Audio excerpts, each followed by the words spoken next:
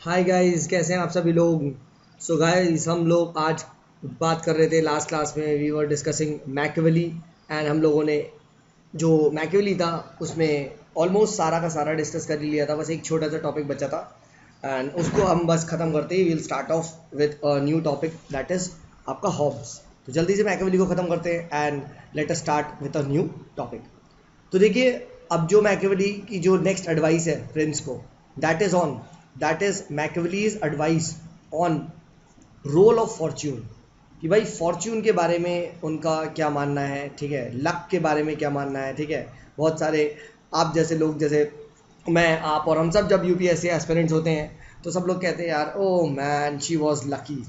यार I am not that lucky, मेरे इसमें नंबर नहीं आए, मेरा वो कम हो गया। हाँ है ना, ठीक है।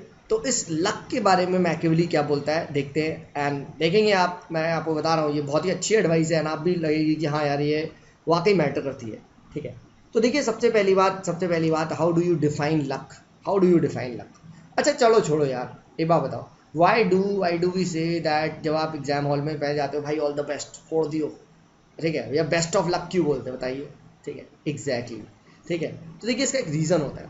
Luck means those circumstances which are not under your control, these are not just under your control and इसीलिए इट इज सेड कि भाई जो चीज़ हम कंट्रोल नहीं कर पाते उसका भी आपको बेस्ट मिले and may the force be with you, ठीक है, may all the divine powers be with you and जो भी ये सारी जो लक है, that it is said it is being control by the divine powers.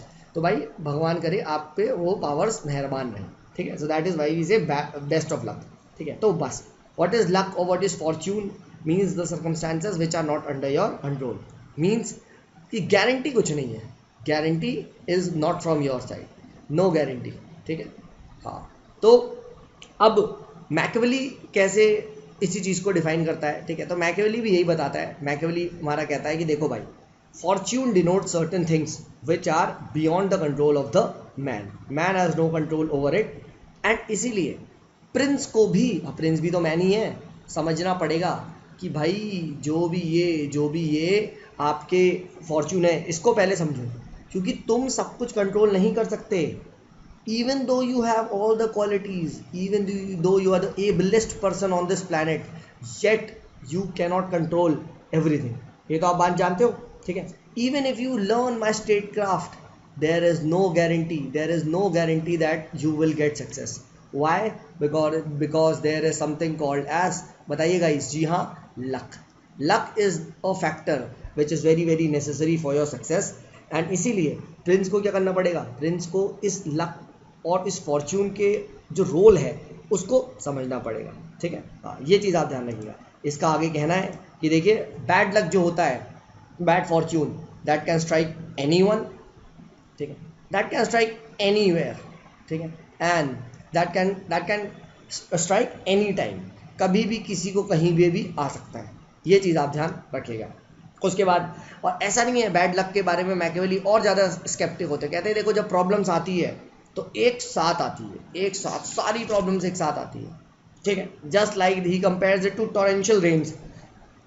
Torrential rain समझते हो, जैसे मानसून आई जो खटाखट रेन जो हो जा रही है, बट ओले के साथ, जैसे आज सुबह हमारे यहाँ पड़ी थी, ठीक है। That is why lectures late हो रहे हैं, बिकॉज लाइट्स एक्सेट्रा नहीं आ रही है, ठीक है। तो जो टॉरेंशियल रेन है या जैसे रोरिंग रिवर्स होती हैं, खा बहुत तेज़ी से निकलती है, जैसे उत्तराखंड में एक्सेट्रा में जो लोग रहते हैं, ठीक है, उन्हें पता होगा what are these roaring rivers, ठीक है।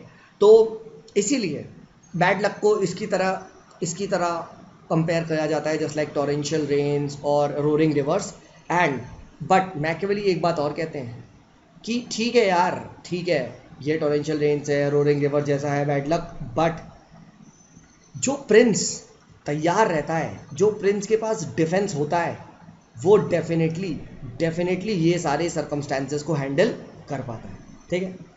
तो प्रिंस शुड नॉट फॉरगेट कि भाई देखो, द नेचर ऑफ जो फॉर्च्यून है, ठीक है, these are like nature of women. तो यहाँ वो फॉर्च्यून को वुमेन से कंपेयर करता है, मतलब just like women embrace brave man, ठीक है, जैसे लड़कियां हैं उन्हें generally they like brave man, ठीक है। हाँ, जैसे डोले शोले जिम वाले गाइस, ठीक है। हाँ, तो ऐसे ही जो जो आपके फॉर्च्यून होता है, ठीक है, जो आपका फॉर्च्यून होता है दैट एम्ब्रेसेस ब्रेव, यानी कहते हैं ना भगवान मुसीबत उन्हीं को देते हैं जिनमें क्या झेलने की क्षमता होती है, ठीक है। हाँ, तो those who can face these circumstances with courage, ठीक है, इन ही कैन टर्न बताइए the bad times, he can turn the bad times into बताइए गुड टाइम्स। ये चीज़ आप ध्यान रखिएगा, ठीक है। हाँ, तो इसीलिए just like women embrace brave man, ठीक है, similarly the Prince who will be very brave, who will be very courageous, कि भाई ये सारी सर्कमस्टेंसेज को मैं झेल लूँगा, तो वो क्या कर देगा, वो इन सर्कमस्टेंसेज में टेबल को टर्न कर देगा, ठीक है। तो ये चीज़ आप ध्यान रखिएगा। तो इस तरीके से हमने जो मैकियावेली है उसके आइडियाज़ को फॉर्च्यून पे हमने डिस्कस कर लिया, ठीक है। एंड अब ये क्वेश्चन बहुत आता है कि भाई बताइए कि भाई मैकियावेलीज के जो आइडिया है, ठीक है, मैकियावेली के जो आइडिया है, ठीक है, उनको एक डिस्कोर्स की तरह, क्या उसके आइडिया डिबेटेबल है? तो इट इज सेड, ऐसा क्वेश्चन आ सकता है, वो मैकियावेलीज आइडियाज एज डिस्कोर्सेस, ठीक है, या मैकियावेलीज आइडियाज एज डिबेटेबल, तो इस टाइप का कमेंट टाइप का आ जाता है, ठीक है। तो इसमें आप मतलब कैसे लिखोगे, या आप काइंड ऑफ कह सकते हो मैकियावेली का जो स्टेट का व्यू है, ठीक है, स्टेट कैसा होना चाहिए, तो इस पे हम थोड़ा सा कंपैरिजन देखते हैं एरिस्टोटल, प्लेटो, इनसे, ठीक है, तो थोड़ा हम और अच्छा जान पाएंगे, ठीक है। तो अब देखिए मैकियावेली ने क्या करा, मैकियावेली ने अपनी जो बुक लिखी है द प्रिंस, ठीक है, यहाँ पे उसने क्लियर कट किसको प्रेफर दिया है, उसने प्रेफरेंस दिया है कि भाई देखो मेरा जो प्रिंस होगा, ठीक है, he will be an entrepreneur and he will rule with the iron hand की तरह, बिल्कुल हार्ड कोर अच्छा खासा रूल रखेगा, डिसिप्लिन रखेगा, ठीक है, and the state will become the best, ठीक है। यहाँ तक क्लियर है? हाँ। अब यहाँ आप एक चीज ध्यान रखिए, जहाँ क्या ये जो रूल है आयरन हैंड वाला, ठीक है, स्ट्रिक्ट रूल, क्या ये हर जगह अप्लाई करना है? मैकियावेली कहता नहीं।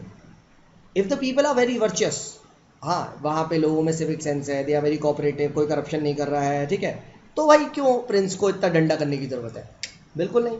तो जहाँ प्रेफर करता है वो, यहाँ ही prefers like a republic government, ठीक है, Republic government, something like polity, ठीक है, जो एरिस्टोटल की पॉलिटी थी, ठीक है, कि लाने दो लोगों को, ठीक है, एंड वहाँ पे लॉज मिलके बनाएंगे, ठीक है, किंग सपोर्ट करेगा, इस टाइप की समथिंग लाइक एक पीपल का कॉपरेशन लो, ठीक है।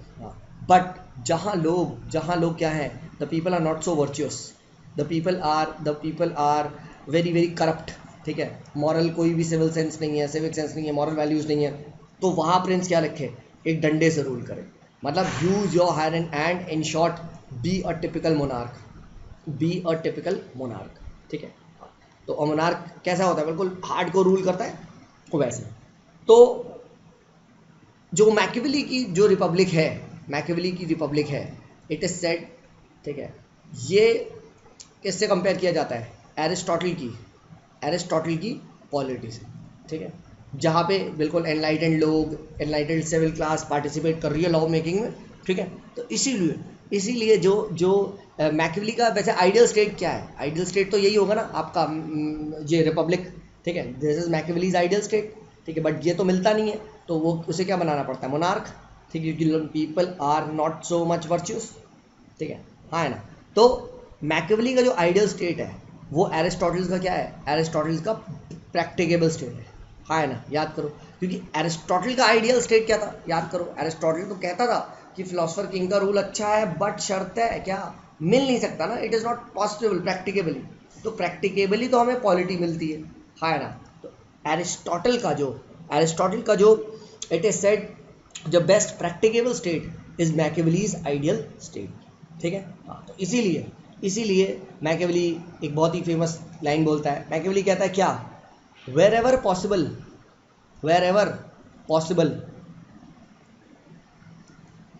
रिपब्लिक, वेर एवर नेसेसरी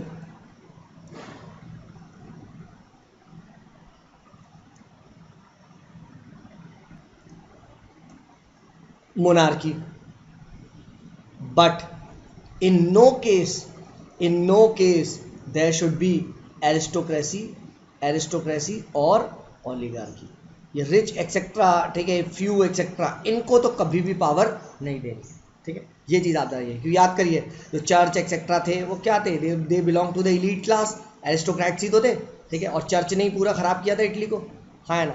तो यहाँ से क्लियरली कह सकते हैं कि Machiavelli was a child of his time, हाँ है ना।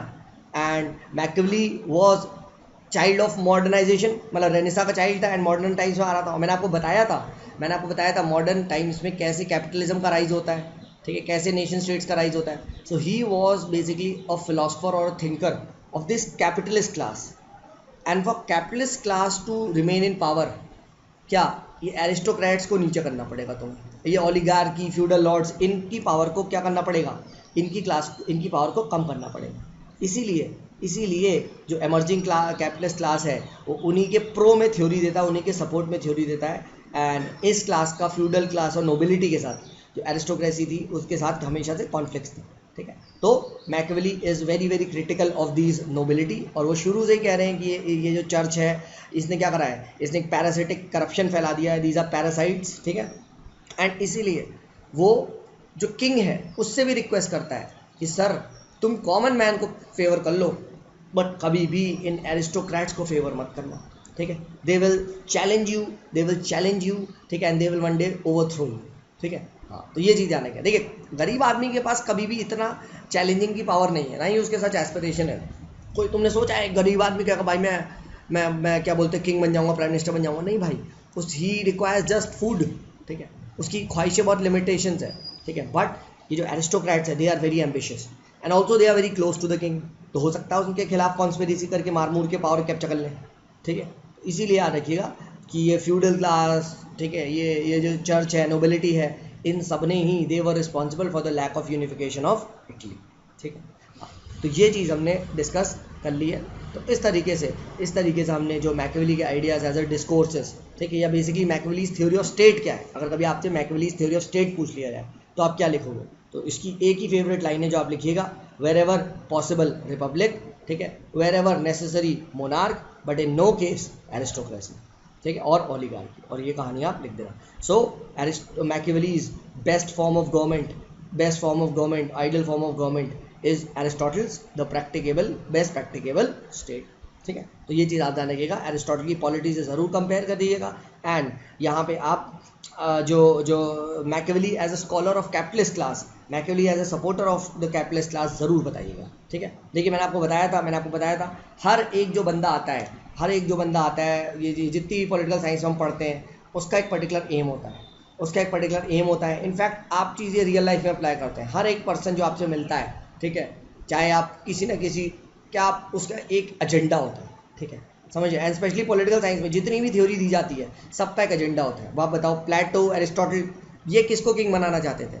दे wanted to make the philosopher the king, कि भाई किसी भी तरीके से फिलोसफर्स या ऐसे लोग रूलर्स बने, ठीक है। फिर आता है आपका मिडिएवल टाइम्स के थिंकर्स, थॉमस एक्विनास और ये सब, तो ये क्या चाहते थे कि भाई डिवाइन राइट चले, ठीक है, कि भाई भगवान के नाम पे हम लोग राज करें, ठीक है। फिर उसके बाद आता है मैकियावेली, हॉब्स एक्सेट्रा, तो अब ये लोग किसके लिए थ्योरी दे रहे हैं? ये लोग थ्योरी दे रहे हैं आपके कैपिटलिस्ट क्लास के लिए, ठीक है। हाँ, फिर उसके बाद आएगा मार्क्स, तो मार्क्स किसके लिए थ्योरी देगा? Marks will give the theory for the working class और द प्रोलिटेरिएट क्लास, हाँ है ना, बुर्जुआ, और उसकी फाइट चलती है बुर्जुआ एंड प्रोलिटेरिएट की, ठीक है। तो हाँ, तो ये वर्किंग क्लास के लिए थ्योरी देगा। तो इस तरीके से क्या होती है, इस तरीके से हर एक जो आइडियोलॉजी है, जो आइडियोलॉजी हम आगे पढ़ेंगे, ठीक है, how somebody can come to the power, ठीक है। सो मैकियावेली के आइडिया को क्यों डिस्कोर्सेस कहा जाता है, उसका रीज़न यहाँ से भी पता चलता है कि his ideas are discourses, his ideas are also ideology. Why? Because he wants the capitalist class to come to power, ठीक है। he wants the nation to be united, ठीक है। एंड उसके लिए एक स्ट्रॉन्ग किंग का होना बहुत ज़रूरी है, ठीक है। और स्ट्रॉन्ग किंग तभी आएगा जब ये जितने साले चर्च वाले हैं और ये आपके जो फ्यूडल लॉर्ड्स हैं इनकी पावर्स डिक्लाइन करेंगी, तो इसीलिए इस टाइप की थ्योरी दे रहे हैं, ठीक है। हाँ, तो ये चीज़ आप ध्यान रखिएगा, ठीक है। फिर मैकियावेली के जो वही है, फिर आप कह सकते हो कि मैकियावेली का रेलेवेंस क्या आप बता सकते हैं सर कुछ, कि मैकियावेली के तो हम लोग बीच बीच में डिस्कस करते ही आ रहे हैं, ठीक है, कि कैसे जो रीज़न है, करेज है, इस टाइप के हमेशा से ये वैल्यूज़ रही हैं, ठीक है। ये मैंने बीच बीच में आपको एग्जांपल दिए ही थे, द फीलिंग ऑफ रिवेंज का एग्जांपल दिया था मैंने आपको, ठीक है। तो ये सारी चीज़ें आप मैकियावेली की बिल्कुल लिख सकते हो। You can write about realism in international politics, ठीक है। और जब हम लोग IR पढ़ेंगे तो उसमें स्टार्टिंग मैकियावेली से ही होगी, don't worry about it, same चीज़ें रिपीट होंगी, ठीक है। हाँ, और बस फिर वही बात कि भाई इन स्कॉलर्स ऑफ मैकियावेली है, इनका इन्फ्लुएंस थॉमस हॉब्स और आपका हेंस मॉर्गेनडाउ, इन सब पे पढ़ा है, ठीक है, जब इन्होंने इंटरनेशनल पॉलिटिक्स में बड़े बड़े काम किए, ठीक है। तो ये चीज़ आप ध्यान रखिएगा, ठीक है। हंस मॉर्गेनडाउ की एक किताब है पॉलिटिक्स अमंग नेशंस, पढ़ेंगे ये भी, ठीक है। हाँ, तो ये रियलिज्म की बात करते हैं, हम देखेंगे, ठीक है। क्लियर है गाइस? तो I think Machiavelli is completed, Machiavelli is purely and पूरा कंप्लीटेड, ठीक है। Now let us start with our fourth philosopher, ठीक है। Let us start with our fourth philosopher named as Thomas Hobbes. But before that, जैसा कि मैं आपको कहता हूँ कि I always show you the syllabus की कितना कर लिया है, तो गाइस चलिए टिक करना स्टार्ट करते हैं। Plato done, Aristotle done, Machiavelli done. Let us now start with Thomas Hobbes. Fourth philosopher को स्टार्ट करते हैं, Thomas Hobbes. Let me take a fresh new slide and then we begin. Okay, Thomas Hobbes, ठीक है। हाँ, तो चलिए इनके बारे में थोड़ा सा बात करते हैं। तो देखिए हॉब्स के बारे में इट इज़ सेड कि एक्चुअली में जो मैकियावेली है, मैंने आपको बताया था कि मैकियावेली को ही कंटिन्यू कराते हैं। तो Machiavelli was standing at the phase of transition, ठीक है, ट्रांजिशन के टाइम में आए थे। तो Machiavelli is known as a basically transitional thinker, complete वो नहीं आ पाए थे उस टाइम में। बट हॉब्स के बारे में it is said he is known as the first modern thinker. जो हॉब्स की जो हम थ्योरी है, ठीक है, हम देखेंगे, ठीक है, वो फर्स्ट मॉडर्निटी की ओर प्रेफर कर देते हैं एंड वो पूरी मॉडर्निटी की थ्योरी देते हैं, ठीक है। तो इसके बारे में हम बात करेंगे, ठीक है। तो अब भाई Hobbes is known as the first modern thinker, तो ऑब्वियसली बात है, आप पूछोगे सर क्यों भाई हॉब्स को ही फर्स्ट मॉडर्न थिंकर क्यों कहा जाता है, जबकि मैकियावेली भी तो भाई इसी टाइप की बातें कर रहे थे। हाय, तो देखिए इसका रीज़न है, इसका रीज़न ये है कि मॉडर्निटी रिप्रेजेंट किससे कर जाता है।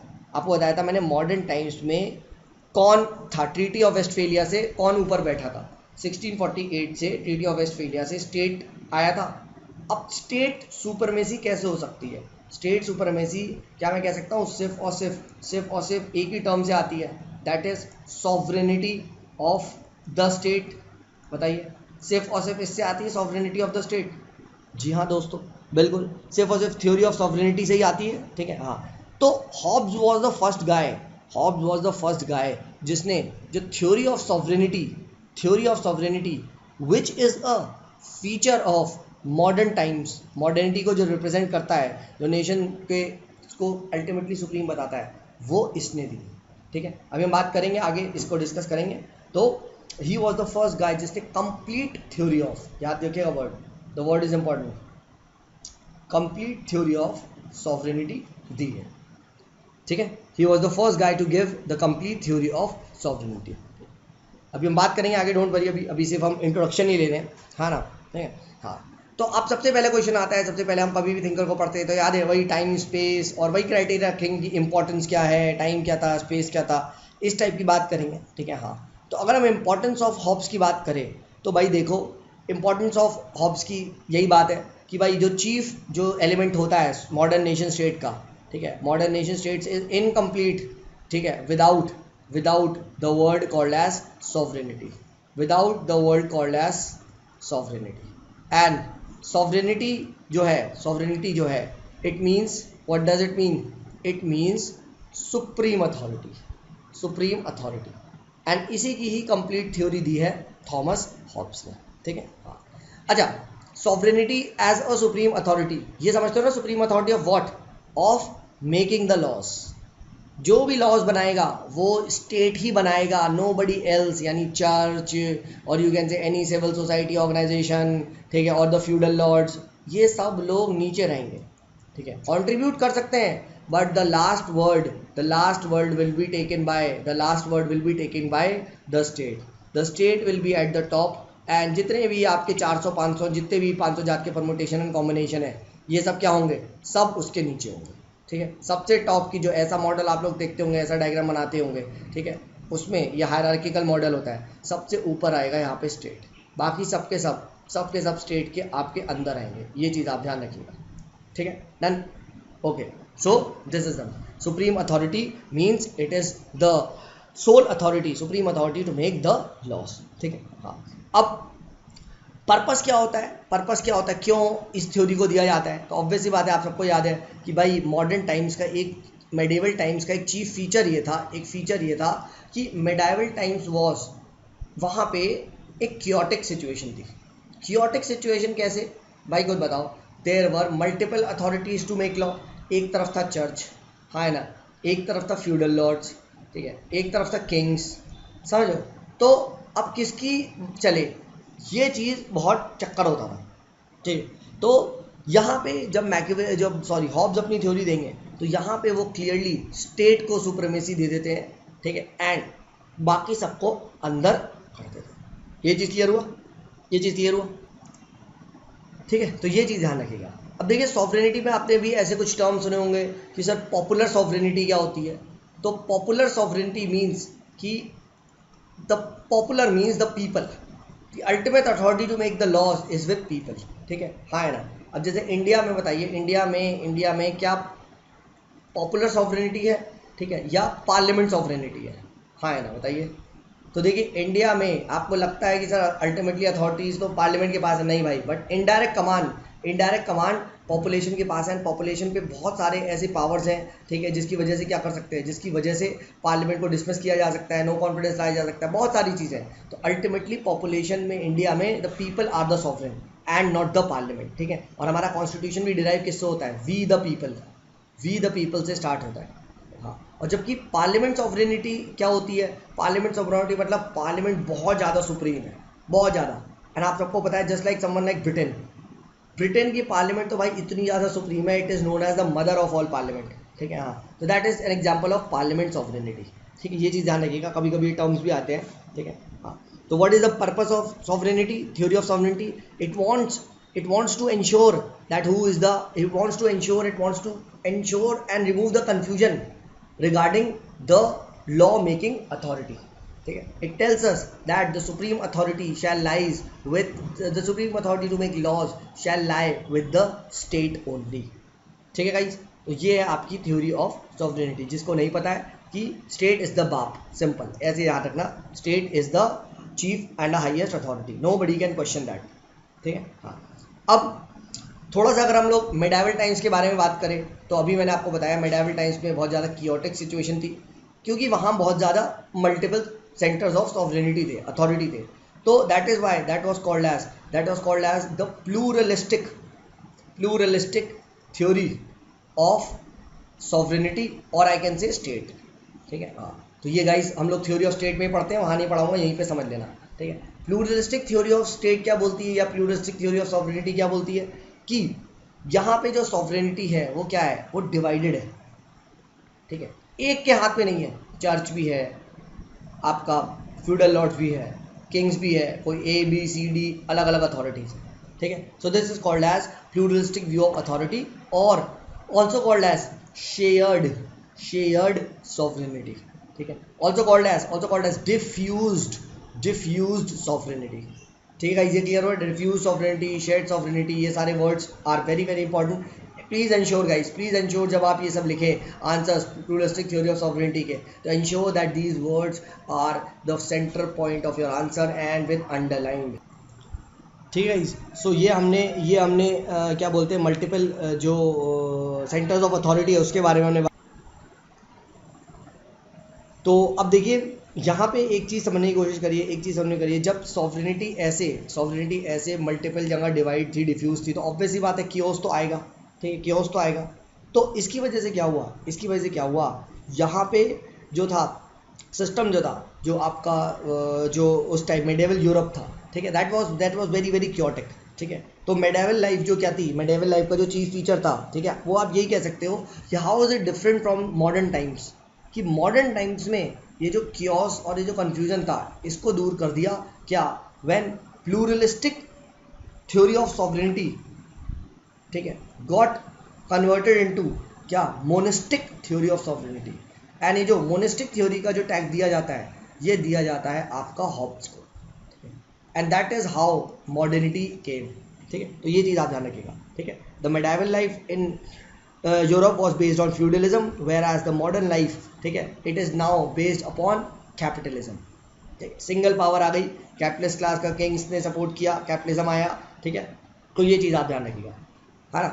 और वही बात जो मैंने आपको बताई थी, मॉडर्न नेशन स्टेट के 4 फीचर जो मैंने आपको बताए थे, याद करो। PGST, तो पॉपुलेशन होनी चाहिए, एक गवर्नमेंट होनी चाहिए, है ना। S, सॉवरेनिटी होनी चाहिए, और क्या, एक टेरिटोरियल इंटीग्रिटी होनी चाहिए, टेरिटरी होनी चाहिए। तो see, sovereignty isn't the chief feature of the modern nation state. Yes, it is the central feature of the modern nation state.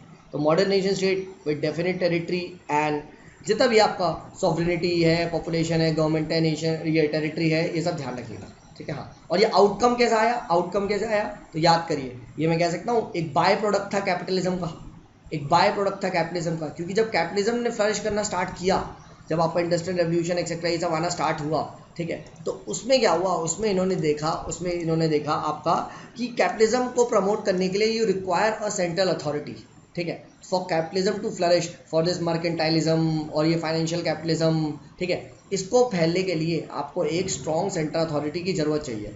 Y? Because capitalism is basically based on the principles of contract. तो बाबा contract को enforce भी तो करवाओगे, या बिना enforce करवाए contract को छाप दोगे? इसीलिए क्या आया, आपका एक स्ट्रॉन्ग सेंट्रल रूलर आया, स्ट्रॉन्ग सेंट्रल सॉवरेनिटी आई, एंड दैट इज वाई आपका नेशन स्टेट्स का राइज होता है। नेशन स्टेट्स का राइज होता है, याद रखिएगा, नेशन स्टेट्स का चीफ फीचर है द प्रिंसिपल ऑफ सॉवरेनिटी। और उसके बाद यस 2 3 4 वो और भी हैं, ठीक है, बट वो सेकेंडरी है, मेन है सॉवरेनिटी, ठीक है। तो ये चीज़ आप ध्यान रखिएगा। तो फ्यूडलिज्म में गवर्नेंस कैसी थी, याद करो। Feudalism was a system which was based by birth, है ना। और capitalism was based on merit, it was based on simply contract, है ना। तो इस तरीके से सिस्टम में चेंज आता है, ठीक है।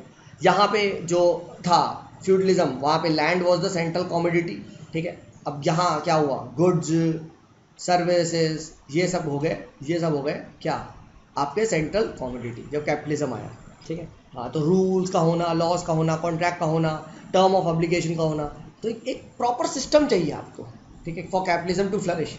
और वो क्या है, वो आपकी मॉडर्न नेशन ही तो है, ठीक है। वो आपका मोनिस्टिक थ्योरी ऑफ सॉवरेनिटी तो है ही।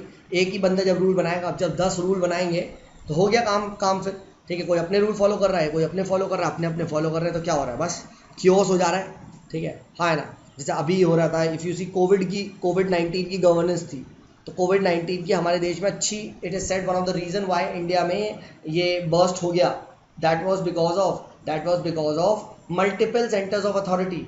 पता ही नहीं चल रहा था कि एक हायरार्की ऑर्डर हम फॉलो ही नहीं कर पा रहे थे, है ना। एक हायरार्किकल ऑर्डर ही नहीं था, ठीक है। सब अपने अपने जगह अपने चला रहे थे, ठीक है। कोई कहीं कुछ गाइडलाइंस पास कर दे रहा है, सेंट्रल गवर्नमेंट अलग, स्टेट गवर्नमेंट अलग, तो उसकी वजह से एक सिंक्रोनाइज नहीं था, ठीक है। एक हैफेजार्ड गवर्नेंस थी, ठीक है। वो क्या था, वो यही तो एग्जाम्पल था।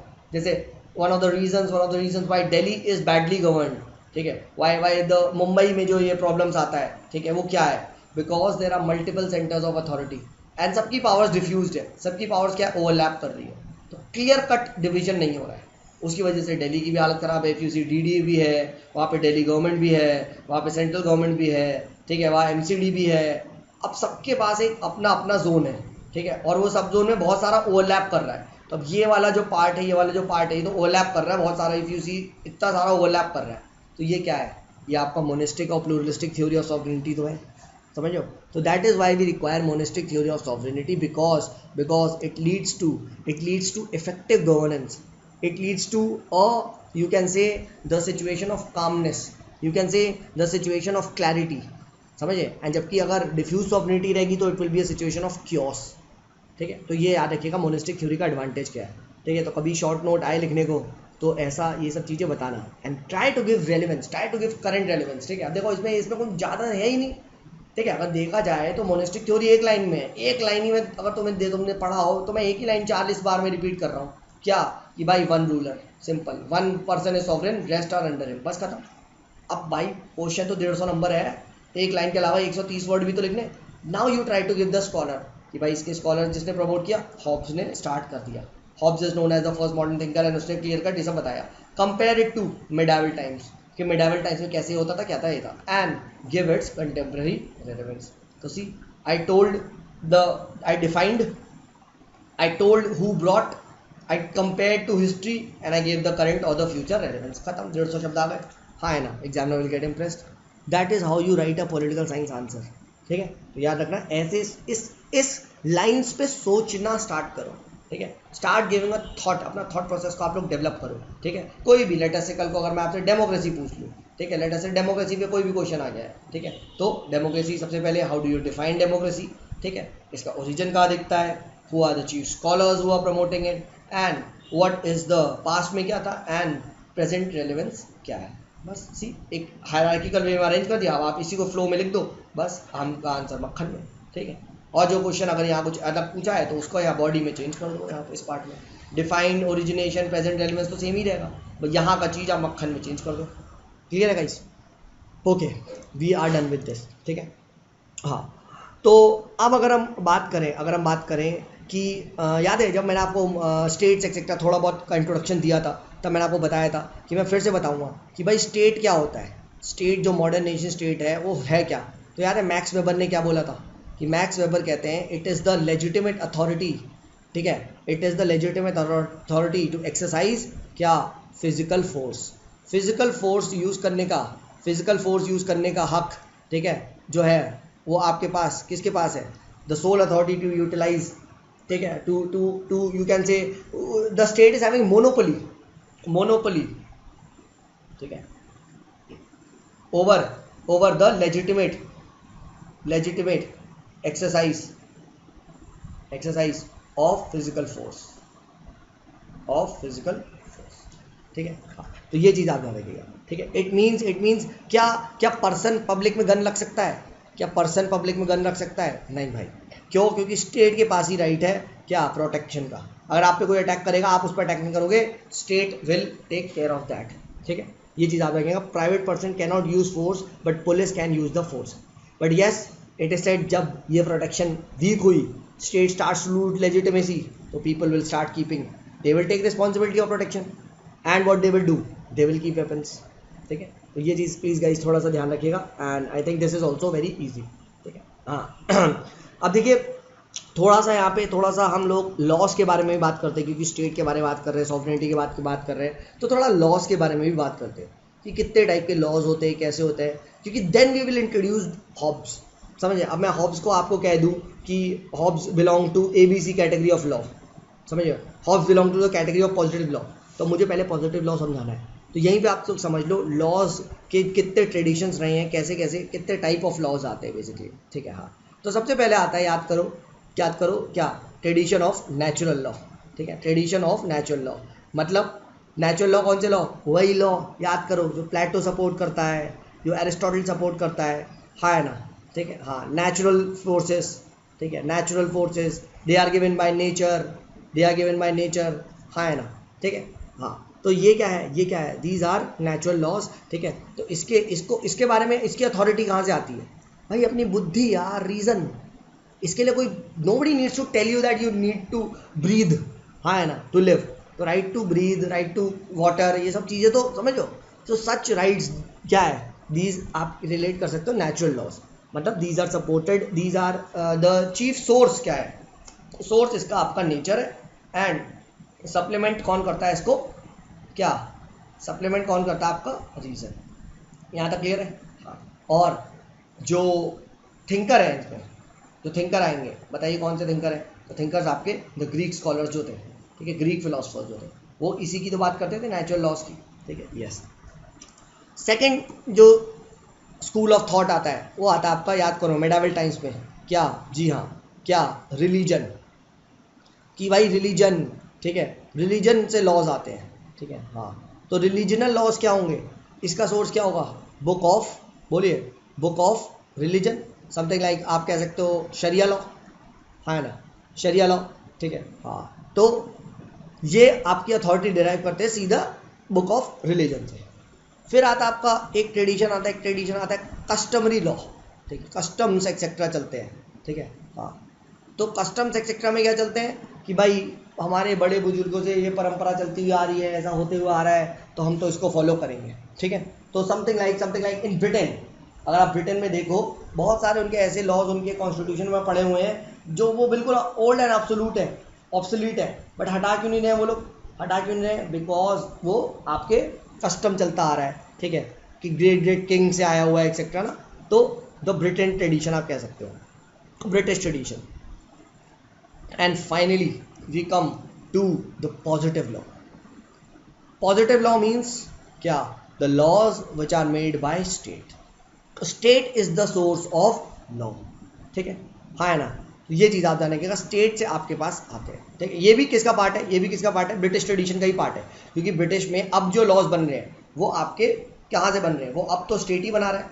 ठीक है, यूएस के, US etcetera, Britain etcetera, west. ठीक है, याद करो.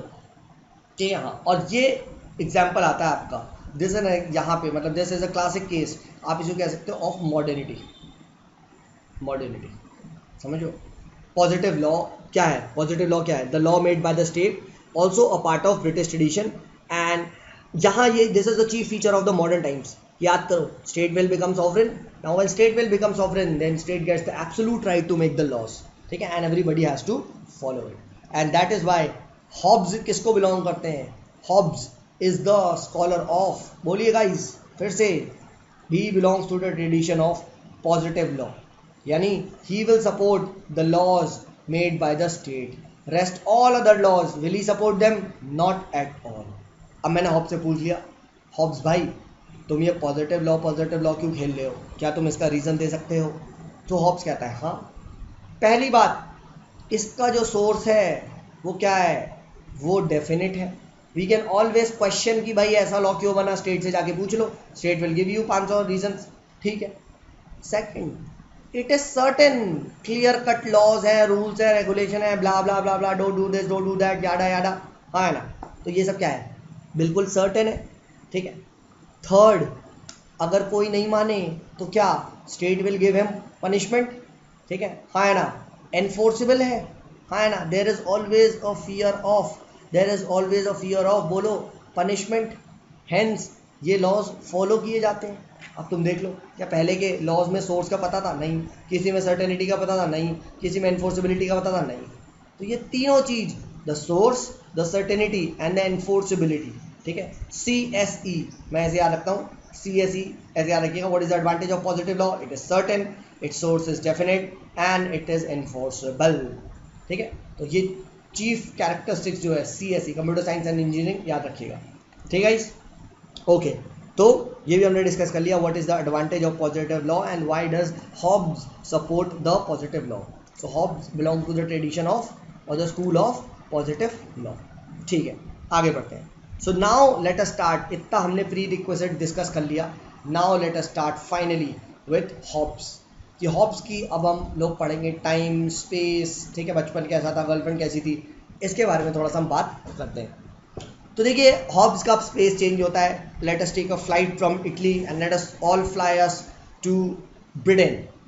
ब्रिटेन चलते हैं एंड देखते हैं हॉब्स वहाँ पे क्या कहता है. सो हॉब्स बिलोंग टू ब्रिटेन. अब देखिए ब्रिटेन में क्या हुआ. अब ब्रिटेन में क्या हो रहा था, ही फेस्ड द ट्रबल्ड फेस. जो ट्रबल्ड फेस था उसने ब्रिटेन हिस्ट्री का देखा. ठीक है, and that was called as Puritan Revolution of 1641. ठीक है, 1641 का प्योरिटन रेवोल्यूशन था. और इस रेवोल्यूशन में क्या था? इस रेवोल्यूशन में आपका there were multiple centres, multiple contenders who were contending for the power. जैसे एक तरफ थे आपके रॉयलिस्ट थे. ठीक है, now royalist were favoured by the king. एक तरफ थे एंटी रॉयलिस्ट थे. ठीक है, who were opposing the kings. एक तरफ थे कैथलिक्स थे, रिलीजन भी बढ़ चुका था. उसकी तरफ एक तरफ थे प्रोटेस्टेंट्स थे. हाँ है ना, like Protestant favour the king. ठीक है, फिर तो इस टाइप का लड़ाई चल रही थी. तो it was complete chaos and complete anarchy. Clear. Hence the main reason या the main concern of Hobbes became the need for order. I want order. कैसे लाऊं मैं इस ऑर्डर को, कोई मुझे बता दे. तो हॉब्स का मेन कंसर्न क्या है, याद करो. ठीक है, एंटरटेनमेंट, इधर है order and some more order. ठीक है, this was the main concern of Hobbes. And order basically means security of life. कि भाई किस तरीके से मैं इंसान की ज़िंदगी को सिक्योर कर पाऊँ, क्योंकि भाई यहाँ तो एक दहशत फैली हुई है और कैसे लाया जाए. ठीक है, तो अब हॉब्स ने देखना स्टार्ट किया कि भाई कैसे मैं सिक्योरिटी ऑफ लाइफ करूँ. ठीक है, बताओ. ठीक, कैसे मैं सिक्योरिटी ऑफ लाइफ को जो हमारे लोग हैं उनकी ला सको। तो अब हॉब्स ने देखा कि देखो भाई, पहले हॉब्स तो से मैंने पूछ लिया, बात बताओ हॉब्स तुम्हें ये लाइफ की इतनी पड़ी क्यों है, मरने दो ना, ठीक है लोग, मैंने पता है तुम्हारा टेंशन ही खत्म, हाँ है ना, more study more pain, no study no pain. तो मैंने हॉब्स से पूछ लिया कि why are you so much interested in this security of life. तो अब हॉब्स यहाँ पे बताएंगे कि देखो भाई, देखो हॉब्स क्या करते हैं, हॉब्स बताते हैं कि देखो भाई, जो राइट टू लाइफ है, राइट टू लाइफ इंसान का, ठीक है, it is an absolute right, it is an absolute right, ठीक है, हाँ ना। मैंने पूछा तुम्हें कैसे पता, तो हॉब्स कहते हैं कि ये दिया है किसने, गॉड ने, ये दिया है किसने आपको, नेचर फोर्स ने, हाँ है ना। तो इस कंटेक्स्ट में बताओ ये थ्योरी क्या हो रही है, is Hobbes supporting natural rights, yes he is supporting, we see the justification of the theory of natural right to life, ठीक है, why, because this right is given by to us by God और by nature, ठीक है। So this is a natural right, this is an absolute right, and यहाँ से every person has the right to self preserve, अपनी जिंदगी बचाने का आप सबको हक है, and it is right if we kill someone in our self defence. याद रखना, if someone is trying to take your life, you have the right to defend yourself. Why? Because that right is given to you by nature, that right is given to you by God, that is natural and that is absolute right. समझो, तो right to life इसके लिए क्या है, absolute, natural, supreme, ठीक है, हाँ। तो अब क्या मैं ये कह सकता हूँ, क्या मैं यहाँ से एक चीज़ कंपैरिजन मार सकता हूँ कि आर्टिकल जो 21 है हमारा कॉन्स्टिट्यूशन का, क्या ये आइडियाज ऑफ हॉब्स पे नहीं है, बताओ, क्या ये आइडियाज ऑफ हॉब्स पे बेस्ड नहीं है, बताओ, हाँ है ना। ये कहता है कि स्टेट के पास कोई भी अधिकार नहीं है, कोई भी आर्बिट्री अधिकार नहीं है इंसान की ज़िंदगी लेने का, आर्बिट्री वे में, हाँ है ना। तो लाइफ अगर लेनी है तो there is a proper law, but फालतू में जैसे पहले हो रहा था, कोई किसी की भी लाइफ ले रहा था, that is not allowed. State can not deprive any person from his right to life except according to the procedure established by the law. तो इसीलिए हॉब्स यहाँ पे क्या देख रहे हैं, Hobbes is giving absolute right of life to man, that is completely absolute, ली नहीं जा सकती आर्बिट्री वे में, ऑब्वियसली आर्बिट्री वे में ना। तो आप ऐसे तो कह दोगे यार सर आपको कोई अटैक कर दिया और आपने उसे मार दिया, तो आप तो सब तो आप तुमको हो कहेंगे, तुमने क्या, नहीं भाई, आर्बिट्री तो ना था, that was in self defence, हाँ है ना, ठीक है। तो इसीलिए हॉब्स क्या करते हैं, Hobbes give this absolute right to life to man, and hence ये एब्सोल्यूटिज्म जो चीज़ दिखाई देती है, ये इंडिविजुअल की लाइफ को बहुत ज़्यादा फेवर कर रहे हैं, he is giving prior to individual over society, हाँ है ना। तो यहाँ से क्या दिखता है, यहाँ से he is known as the greatest of all individualist, ये चीज़ क्लियर हुई, he is known as the greatest of all individualist. Why is known as the greatest of all individualist, या पहले बताओ who are individualist, simply those people who believe that individual is more important than आपकी society, then आपके state. तो सारी theory individual के around ही बनेगी। बताओ क्या ये चीफ कैरेक्टरिस्टिक या चीफ फीचर नहीं है मॉडर्न टाइम्स का। अब जो भी बनेगी, the world becomes human centric, हाँ ना, इंडिविजुअल सेंट्रिक, है ना। तो the man becomes the AP centre of the universe. तो ये सब क्या है, ये सब आपका इंडिविजुअलिज्म ही तो है।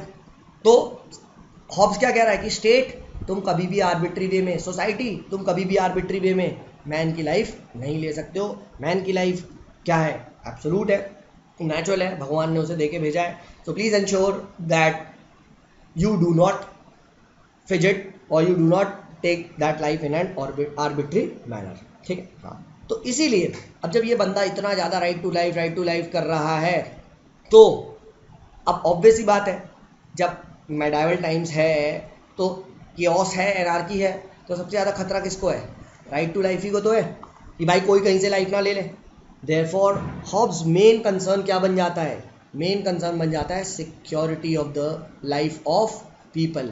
हिज मेन कंसर्न बिकम कैसे इस लाइफ को सेल्फ प्रिजर्व किया जाए, या कैसे इसको प्रिजर्व किया जाए, या तो सेल्फ कर लो या किसी और के माध्यम से प्रिजर्व किया जाए। किस तरीके से प्रेजर्वेशन ऑफ लाइफ किया जाए, क्योंकि इस भाई ने हमारे एनार्की देखी है, इस भाई ने प्योरिटन रेवोल्यूशन देखा है, तो यहाँ से ये चीज़ तो क्लियर हो गई है कि क्यों चल रहा है। अब हॉब्स परेशान है, हॉब्स परेशान इसलिए कि भाई मैं कैसे इसकी लाइफ को सिक्योर करूँ, he is searching for an answer. तो बस he looks at a third party. Third party मतलब कि भाई अगर मैं इसकी सिक्योरिटी की जिम्मेदारी एक थर्ड पार्टी काइंड ऑफ मैं बॉडीगार्ड रख दूं। आपको बताओ, आप लोग देखते होंगे कि बहुत सारे लोगों पे बॉडीगार्ड होता है। अब जैसे मोदी जी घूमते हैं तो उनके पास उनके साथ बॉडीगार्ड्स होते हैं। Now what are bodyguards doing basically, are they preserving his life, कोई गोली ना मार दे, कोई अटैक ना कर दे, ठीक है, यस। तो इसीलिए क्या जो ये बॉडीगार्ड्स हैं इसकी ज़रूरत पड़ेगी। एंड क्या ये बॉडीगार्ड खूब वो नहीं होंगे एब्सोल्यूट, मतलब खूब हट्टे कट्टे कुछ स्ट्रॉन्ग नहीं होंगे, हाँ है ना, बताइए। तो and that bodyguard becomes state, कि ये स्टेट से कहते हैं स्टेट तुम एक काम करो, तुम लोगों की लाइफ को प्रोटेक्ट करो। अब स्टेट ने हॉब्स से क्वेश्चन पूछ लिया, बट सर अभी तो आप कह रहे हो कि भाई मैन के पास राइट टू लाइफ है, यानी आप मैन को इंपॉर्टेंट दे रहे हो, मैन के पास ही सारी पावर है, तो मेरे पास तो कुछ पावर ही नहीं है। आप ही नहीं तो कहा सर मैन के अराउंड सारा कुछ बनेगा, तो स्टेट तो मुन्नू से एंटिटी हो गई। हॉब्स कहते हैं नहीं, मैं तुम्हें मैन की सारी पावर्स ट्रांसफ़र करता हूँ, मैं तुम्हें मैन की सारी पावर्स ट्रांसफ़र करता हूँ, एंड यू बिकम क्या बताइए, you become entirely powerful, you become so much powerful like a sea monster, and that is called as Leviathan। And इसीलिए अभी हम पढ़ेंगे, हॉब्स की बुक का नाम है लेवियाथन, ठीक है। हाँ, तो मकसद क्या है कि स्टेट के पास हम खूब सारी पावर्स देंगे। Now state gets the responsibility to protect the life of this individual, and since he gives this absolute authority to the state, therefore he becomes one of the greatest of all absolutist। Why, because वो absolute authority to state दे रहे हैं। अभी हमने देखा सारी powers को इंसान ने ट्रांसफर कर दिया किसके पास, स्टेट के पास। And reason so that state can use this powers, and state can protect the life of man. तो इस तरीके से हॉब्स सोच रहे, ठीक है। So he has justified the absolute powers of the state over an individual, except मैंने बताया था ना आपको, कुछ स्पेशल पावर्स अब भी इंसान पे हैं। सबसे बड़ी स्पेशल पावर क्या है, राइट टू लाइफ। मैंने तुम्हें सारी पावर दी है state, but you just can not take the right life of man, and that too in an arbitrary manner. हाँ, अगर बंदे ने किसी की लाइफ ली है, बहुत सारा खूखानी एक्टिविटी करी है, तो यस ले लेना, मार देना अलाउड है, but you cannot take the life of the man just in an arbitrary way. तो इस कंटेक्स्ट में he stands for absolute power of the state, ठीक है। हाँ, तो ये चीज़ आप ध्यान रखिएगा, ऐसा आपका हॉब्स का कहना है, ठीक है। हाँ, तो अब खुद बताओ, अब मैन के पास आज़ादी कब है? क्या मैन के पास हर वक्त आज़ादी है? नहीं भाई, अब मैन के पास हर वक्त आज़ादी नहीं है। क्यों? क्योंकि अब सारी पावर किधर ट्रांसफ़र कर दी गई है, ट्रांसफर कर दी गई है, स्टेट पे। Now state will set the rules, do this don't do, do this don't do, do this don't do, and man has to follow this. Why? Because आप ही ने तो कहा सर जिम्मेदारी लेनी है। आपका बताओ, क्या मोदी जी अभी जो बॉडीगार्ड के साथ रहते कहीं भी क्या गेट से उतर सकते हैं? नहीं भाई, even the prime minister has to follow protocols. तो तभी आप देखोगे कि बार बार पहले कौन उतरता है, पहले गार्ड्स उतरते हैं, वो देखते हैं। अगर उन्हें जरा सा भी लगा कि खतरा है तो क्या मोदी जी को उतरने देंगे? नहीं भाई। क्या मोदी जी अपने आप कुछ कर सकते हैं? नहीं भाई, उनके बॉडीगार्ड्स उनके लिए डिसीजन लेंगे, ठीक है। And there is a reason, ठीक है। अब आप तुम लोग कहोगे तो अब खुद बताओ, मोदी जी पे लिबर्टी कब है, जब बॉडीगार्ड्स है या जब बॉडीगार्ड नहीं है? ऑब्वियस सी बात है, जब बॉडीगार्ड नहीं है तो मोदी जी आराम से कुछ भी कर सकते हैं, बट जब बॉडीगार्ड है तो बेटे बॉडीगार्ड की ही सुननी है। और ये क्यों सुननी है? तुम्हारे फायदे के लिए। दैट इज वाई क्यों बोला जाता है कि भाई walk on the left side of the road. ये किसने बनाया रूल? ये हमने नहीं भाई, ये स्टेट ने बनाया है। क्यों?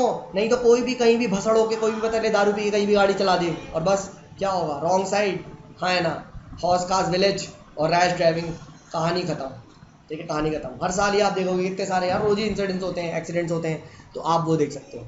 ठीक है, तो that is the reason why state will make the rules, state will make the laws, so that the life of the man can be protected. So can I say liberty is where law is silent, where law is silent? बताइए guys, is it true or false? Liberty is where law is silent according to Hobbes. जी हाँ मेरे दोस्त, ये बिल्कुल सही बात है, क्योंकि इंसान पे लिबर्टी तभी है जब लॉ है ही नहीं। सपोज करो कुछ लॉज बना ही नहीं होता, रोड पे क्या ऐसे चल रहा है तो कैसे भी चला लो, जिसका मर्जी, डांस करके चलाओ, बीच में चलाओ, कोई रूल नहीं। But if the rules are set, then if the law is there, then you don't have liberty, हाँ ना। therefore man has no liberty to act according to his wishes। ठीक है, where there exists a law made by the state। Once a person breaks, then the state gets the right to punish, हाँ है ना, बोलिए। तो therefore when we do not obey the laws, तो हम क्या कर रहे हैं? तो हम ये इस स्टेट के एब्सोल्यूट लॉज को चैलेंज कर रहे हैं। We are challenging the sovereignty of the state, and when we are challenging the sovereignty of the state, तो आप खुद बताओ हॉब्स क्या कहता है? एब्सोल्यूट सॉवरेनिटी कौन है? एब्सोल्यूट सॉवरेन कौन है? स्टेट पे तो तुमने पावर सरेंडर कर दी है, तो तुम क्यों अपनी मनमर्जी चला रहे हो? तो भाई now the state is a monster, now the state will attack on you, and therefore if a person wants to assert his own law, he is not allowed। why? Because your powers have been surrendered to the state। just a second guys, just a second। ठीक है guys, तो ये चीज़ आप ध्यान रखिएगा, that if a person wants to assert his own law, he cannot do so। why? क्योंकि भाई सारी पावर सरेंडर की गई है, और हॉब्स का पहली कहना है मोनिस्टिक थ्योरी ऑफ सॉवरेनिटी है, in a territory there cannot be more than one sovereign, there cannot be more than one sovereign. अगर या तो स्टेट होगा या आप होंगे, आप हो नहीं सकते क्योंकि स्टेट पे सारी पावर्स है। तो इसीलिए Hobbes is called as one of the greatest individualist, ठीक है, as well as the greatest absolutist. Why greatest individualist? क्योंकि वो राइट टू लाइफ को क्या कहता है? Right to life of an individual is of utmost important, is absolute in nature. ठीक है, and why is the greatest absolutist? Because he gives absolute powers to the state, except that the state cannot take the life of the man in an arbitrary manner. तो guys इस तरीके से हमने Hobbs को start कर लिया है। ठीक है, अब आज I'll ensure that another video comes and हम लोग इसको और थोड़ा सा स्पीड अप करेंगे। तो धीमे धीमे we are on the right track guys. ठीक है, 4 चैप्टर हमारे हो जाएंगे, जल्दी हो जाएगा हॉब्स भी धीमे धीमे। ठीक है, थोड़ा सा हॉब्स लंबा है बट हम अच्छे से कवर करेंगे, don't worry about that. But आप बाकी सारे डाउट्स अपने पूछ सकते हो। तो चलिए गाइज, देन हम बात करते हैं। यस, किसी ने डाउट पूछा था, किसी ने समथिंग लाइक यूनिवर्सल ईगोइज्म की बात करी थी। तो भाई यूनिवर्सल ईगोइज्म सिंपली मीन्स कि what ever a person earns, it is because of his own effort, so this is also called as, you can say this is also the philosophy of individualism। ठीक है, individual अपने खुद के effort से सारा कुछ कमाता है, सोसाइटी का कोई रोल नहीं होता। ये आगे आएगा, हॉब्स, लॉक, इन सब में आएगा कि कैसे मैन यूटिलिटेरियन है, कैसे मैन इंडिविजुअल है, कैसे मैन मटेरियलिस्टिक है, कैसे आपका पॉजिटिव इंडिविजुअलिज्म खेलता है, ये हम बात करेंगे। ठीक है, तो डोंट वरी अबाउट दैट, ये है, बाकी आप लोग पढ़ते रहे। ठीक है, यस, बुक्स एक्सेट्रा डेफिनेटली पढ़ेगा। इस देखिए अभी साथ में पढ़ सकते हैं, अभी टॉपिक गर्म है, बाद में कुछ नहीं होगा। चलिए गाइज, देन मिलते हैं आप सबसे, बाय बाय। हाय गाइज, कैसे हैं आप सभी लोग? सो गाइज, अब हम लोग अपना जो PSIR ऑप्शनल है उसका डिस्कशन को आगे कंटिन्यू करेंगे, and we will be continuing with the next philosopher of Hobbes. तो देखिए, हमने हॉब्स की स्टार्टिंग कर दी थी एंड उनके डिस्कशन में काफ़ी ज़्यादा कर लिया था। हम लोगों ने डिस्कस कर लिया था कि how is he known as one of the greatest individualist and as well as the greatest absolutist. तो हॉब्स के लिए एक टर्म आज से मैं बता रहा हूँ, याद रखिएगा, GIGA. Hobbes is known as GIGA, greatest individualist, greatest absolutist. याद हो गया? ठीक है, जैसे मैकियावेली के लिए बनाया था NDNL, narrowly dated, narrowly located, ये किसने कहा था? सेबाइन ने, आया ना। तो हॉब्स को क्या बोलेंगे? गीगा। ठीक है, गीगा, याद हो गया? ठीक है, हाँ। तो देखिए अब यहाँ पे ये तो हमने डिस्कस कर लिया था कि why is he known as one of the greatest individualist. तो इसका रीज़न क्या था कि भाई इसका मानना था कि जो राइट टू लाइफ है, right to life that is absolute in nature, ठीक है। एंड उसके बाद ये इंडिविजुअल को पहले प्रायोरिटी देते हैं ओवर स्टेट, ओवर सोसाइटी, ठीक है। तो इस तरीके से ही बिकम्स एन इंडिविजुअलिस्ट, ठीक है, एंड ग्रेटेस्ट बिकॉज ये इसको राइट टू लाइफ को एब्सोल्यूट कर देता है। एंड कोई भी आर्बिट्री वे में, कोई भी आर्बिट्री मैनर में द स्टेट और any one cannot take a man's life. If he takes then the man has the right to, बोले guys, right to self defence. And फिर हमने ये भी बात करी थी कि how the constitution of India का जो कॉर्नर स्टोन है article 21 is based on the idea of Hobbes, that क्या the state cannot deprive any person from his right to life except according to the procedure established by the law, जो भी law ने procedure establish किया है उसी की तरीके से ही आप उसकी जो लाइफ है वो हटा सकते हो, मतलब डिप्राइव कर सकते हो। You can take the life, else you can not take the life of the person. तो हमेशा याद रखिएगा गाइस, आर्टिकल 21 हॉब्स, ठीक है। And that's how when you right तो इससे क्या होता है, इससे एक अच्छा इंप्रेशन पड़ता है कि okay this guy is relating to the Indian constitution, this guy is trying to apply the concept in real life, ठीक है। Okay done. फिर नेक्स्ट हम बात करते थे कि guys what is state absolutism, ठीक है। हमने ये भी बात करी थी कि भाई क्यों इसको ग्रेटेस्ट एब्सोल्यूटिस्ट बोला जा रहा है, ठीक है। तो उसका रीज़न भी क्या है, the simple reason is that state को यहाँ पे वो क्या मानते हैं, क्या, एब्सोल्यूट सॉवरेन। याद रखिएगा, जितनी भी आपकी अदर अथॉरिटीज़ है, like church, like feudal lords, like civil society and other organization, all these comes under state के अंदर ही हायरार्की में रहेंगी। इंडिपेंडेंट हो सकते हैं बिल्कुल, दे कैन वर्क इंडिपेंडेंट। मैं ये नहीं कह रहा कि स्टेट बिल्कुल इन्हें कंट्रोल कर लेगा, नहीं, but they will not interfere in the working of the state. अगर स्टेट लॉ बना रहा है तो बनाने दो, उसका ही लॉ चलेगा। तुम्हें अपना लॉ बनाना है बनाओ, किसी ने मना नहीं किया, बट चलेगा नहीं तुम्हारा लॉ, ठीक है। So it has nothing to do with you can say autonomy, ठीक है। ये चीज़ आगे हमने देखा। State absolutism means state is sovereign, sovereignty of the state matters, ठीक है। यहाँ पे एक चीज़ ध्यान रखिए, बच्चे कंफ्यूज हो जाते हैं कि सर स्टेट सॉवरेनिटी मतलब स्टेट की डेमोक्रेसी जरूरत नहीं है होना। State can even be monarchy, even the state can be monarchy. Even north Korea, कहना है north Korea sovereign, yes. North Korea का वो जो पागल राजा है किंग जोंग चिंगफोंग, जो भी है वो, ठीक है, वो सॉवरेन तो है, उसके जो मर्जी आरी कर रहा है, वो किसकी नहीं सुन रहा, समझो। तो जो किसी की नहीं सुन रहा, जिस पे किसी का प्रेशर नहीं है, वो कर रहा है, ठीक है। सिमिलरली क्या वहाँ पे डेमोक्रेसी है? नहीं। But same way India, USA सब सॉवरेन देश हैं, बिल्कुल है भाई। हम पे कोई राज नहीं कर सकता। We are independent to take our own decisions.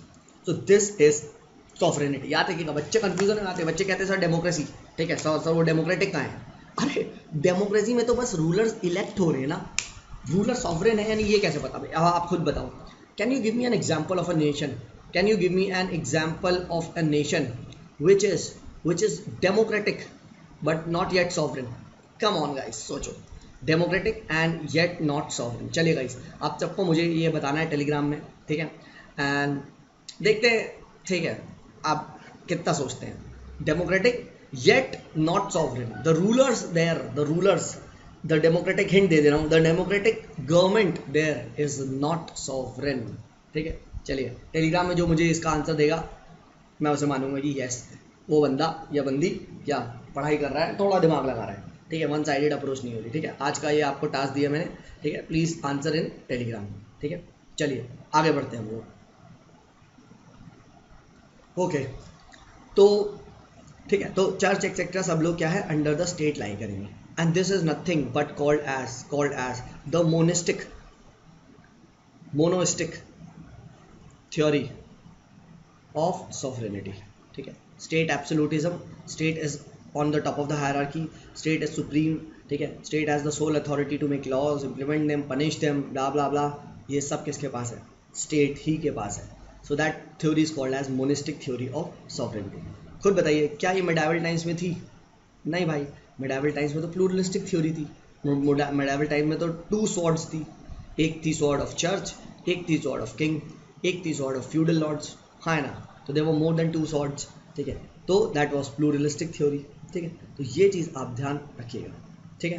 हाँ, सो एब्सोल्यूटिस्ट स्टेट और एंटी डेमोक्रेटिक या टोटलिटेरियन स्टेट के अंदर आप समझना, ठीक है, क्या डिफरेंस है डेमोक्रेटिक स्टेट एब्सोल्यूट स्टेट के, ठीक है। तो absolute has nothing to do with the type of government, ये चीज़ आप ध्यान रखिएगा। Type can be anything but is the state sovereign, तो आ जाए, ठीक है। तो अब हम लोग थोड़ा सा और बात करते हैं कि एब्सोल्यूट स्टेट का मतलब क्या है। कि अगर बहुत सारे लॉज एग्जिस्ट कर रहे हैं, लेट अस से रिलीजन की वजह से R1 लॉ ये कहता है, ठीक है, कस्टम की वजह से कस्टम लॉ ये कहता है, ठीक है, आपका लेट अस से सिविल सोसाइटी की वजह से ये लॉ ये कहता है, बट स्टेट की वजह से लॉ कहता है, स्टेट की वजह से लॉ कहता है ये, तो कौन सा प्रिवेल किया जाएगा, कौन सा प्रिवेल किया जाएगा? This will be the sole law.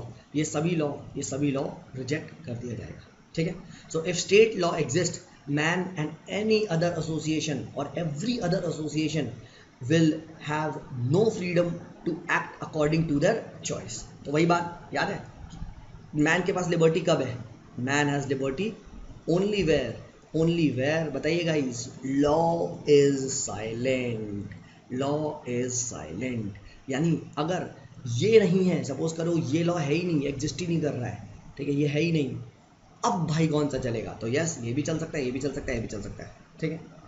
But ये है सिंस ये साइलेंट है, तो अब इनके पास जो आपके रिलीजन है, कस्टम्स है, सिविल सोसाइटी है, इनके पास अब लिबर्टी आ गई।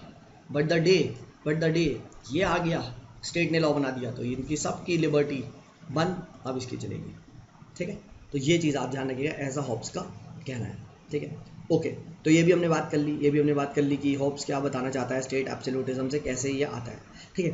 अब यहाँ पे एक चीज़ समझिए कि लोग हॉब्स को क्रिटिसाइज करते हैं, शायद आपने भी क्रिटिसाइज किया हुआ। सर, एक तरफ हॉब्स इंडिविजुअल को सेंटर में रख रहा है, कह रहा है सारे लॉज ह्यूमन सेंट्रिक हों, इंडिविजुअल के राइट टू लाइफ हो, हाँ है ना। So he is one of the greatest individualist, अभी आपने कहा था, मैंने कहा हाँ भाई। बट सर, एक तरफ आप इंडिविजुअल को इतनी पावर्स दे रहे हो, इतनी आप इसको बना रहे हो, ठीक है, और उसके बाद आप एक हाथ से भाई दे रहे हो और दूसरा हाथ से फट से ले रहे हो। जब आप स्टेट को एक एब्सोल्यूट बना दे रहे हो, स्टेट को आप सी मॉन्स्टर बना दे रहे हो by giving so much power, तो सर आप खुद बताओ, क्या हॉब्स आप यहाँ पे, हॉब्स खुद में कॉन्ट्रडिक्शन नहीं है, एक हाथ से दे रहा है, this is positive and this is negative, तो ये पॉजिटिव नेगेटिव एक साथ तो न्यूट्रल हो गया हॉब्स, तो हाँ है ना, समझे डाउट क्या है।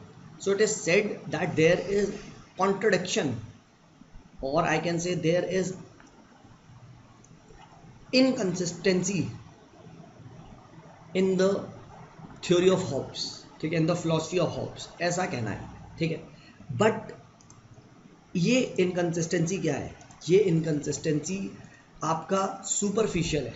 अगर आप डीपली इसको एनालाइज करेंगे तो आपको रियलाइज होगा कि ये जो इनकन्सिस्टेंसी है वो आपकी फॉल्स है, अगर आप डीप एनालिसिस करेंगे तो आपको दिखाई दे जाएगा। देखिए, हॉब्स को क्या बोला जाता है कि हॉब्स का अल्टीमेट पर्पस इंडिविजुअलिज्म ही है, क्योंकि द रियल रीज़न वो सारा गेम स्टार्ट क्यों करता है, सारा गेम याद करो, मैन की लाइफ ही को तो प्रिजर्व करना है, हाँ है ना। Eight the end of the day this was the soul reason. अब इसके लिए वो मेथड यूज करता है state absolutism. So state absolutism is what? State absolutism is a means, I can say, ठीक है, हाँ है ना। और एंड क्या है? And is individualism. एंड गोल इसका इंडिविजुअलिज्म की ही लाइफ को प्रिजर्व करना है, which is not possible without state absolutism. क्योंकि अगर स्टेट को पावर नहीं देंगे तो फिर वही बात, मैन को पावर दे दी, बट मैन के पास doesn't have that much capability, doesn't have that much strength, ठीक है, तो कैसे वो डिफेंड करेगा? तो बस वो उसे सब मार देंगे, ठीक है, इतने हैप्पीजार्ड हो जाएगा, सभी मैन के पास पावर आ जाएगी, तो क्या होगा, इधर उधर सब एक दूसरे को मार देंगे। समझो, इट इज सेड, आप सबने सुना होगा, इफ एवरीवन गेट्स पावर, हाँ है ना, this implies no one has power, हाँ है ना, नो वन हैज़ पावर। खुद बताओ, अगर मैं सबको रिजर्वेशन दे दूँ, तो रिजर्वेशन का क्या पर्पस हुआ जिसके बाद रिजर्वेशन है? नहीं भाई, मैटर तो वही रहा। Why is EWS economically weaker section being criticise? भाई 98% स्टूडेंट्स को या 99% स्टूडेंट को तुमने रिजर्वेशन दे दिया, तो अब तो 1% जो माइनॉरिटी में आ गए, जो बच गए, हाँ है ना, इस ट्रैप में इतने सारे लोग आ गए, इतना वाइड रख दिया तुमने, समझो। तो यही रीज़न है। तो इसीलिए हॉब्स क्या करते हैं, हॉब्स सिर्फ स्टेट को पावर देते हैं और किसी को पावर नहीं देते। वो भी क्यों? Because at the end of the day he wants that the individuals right life should be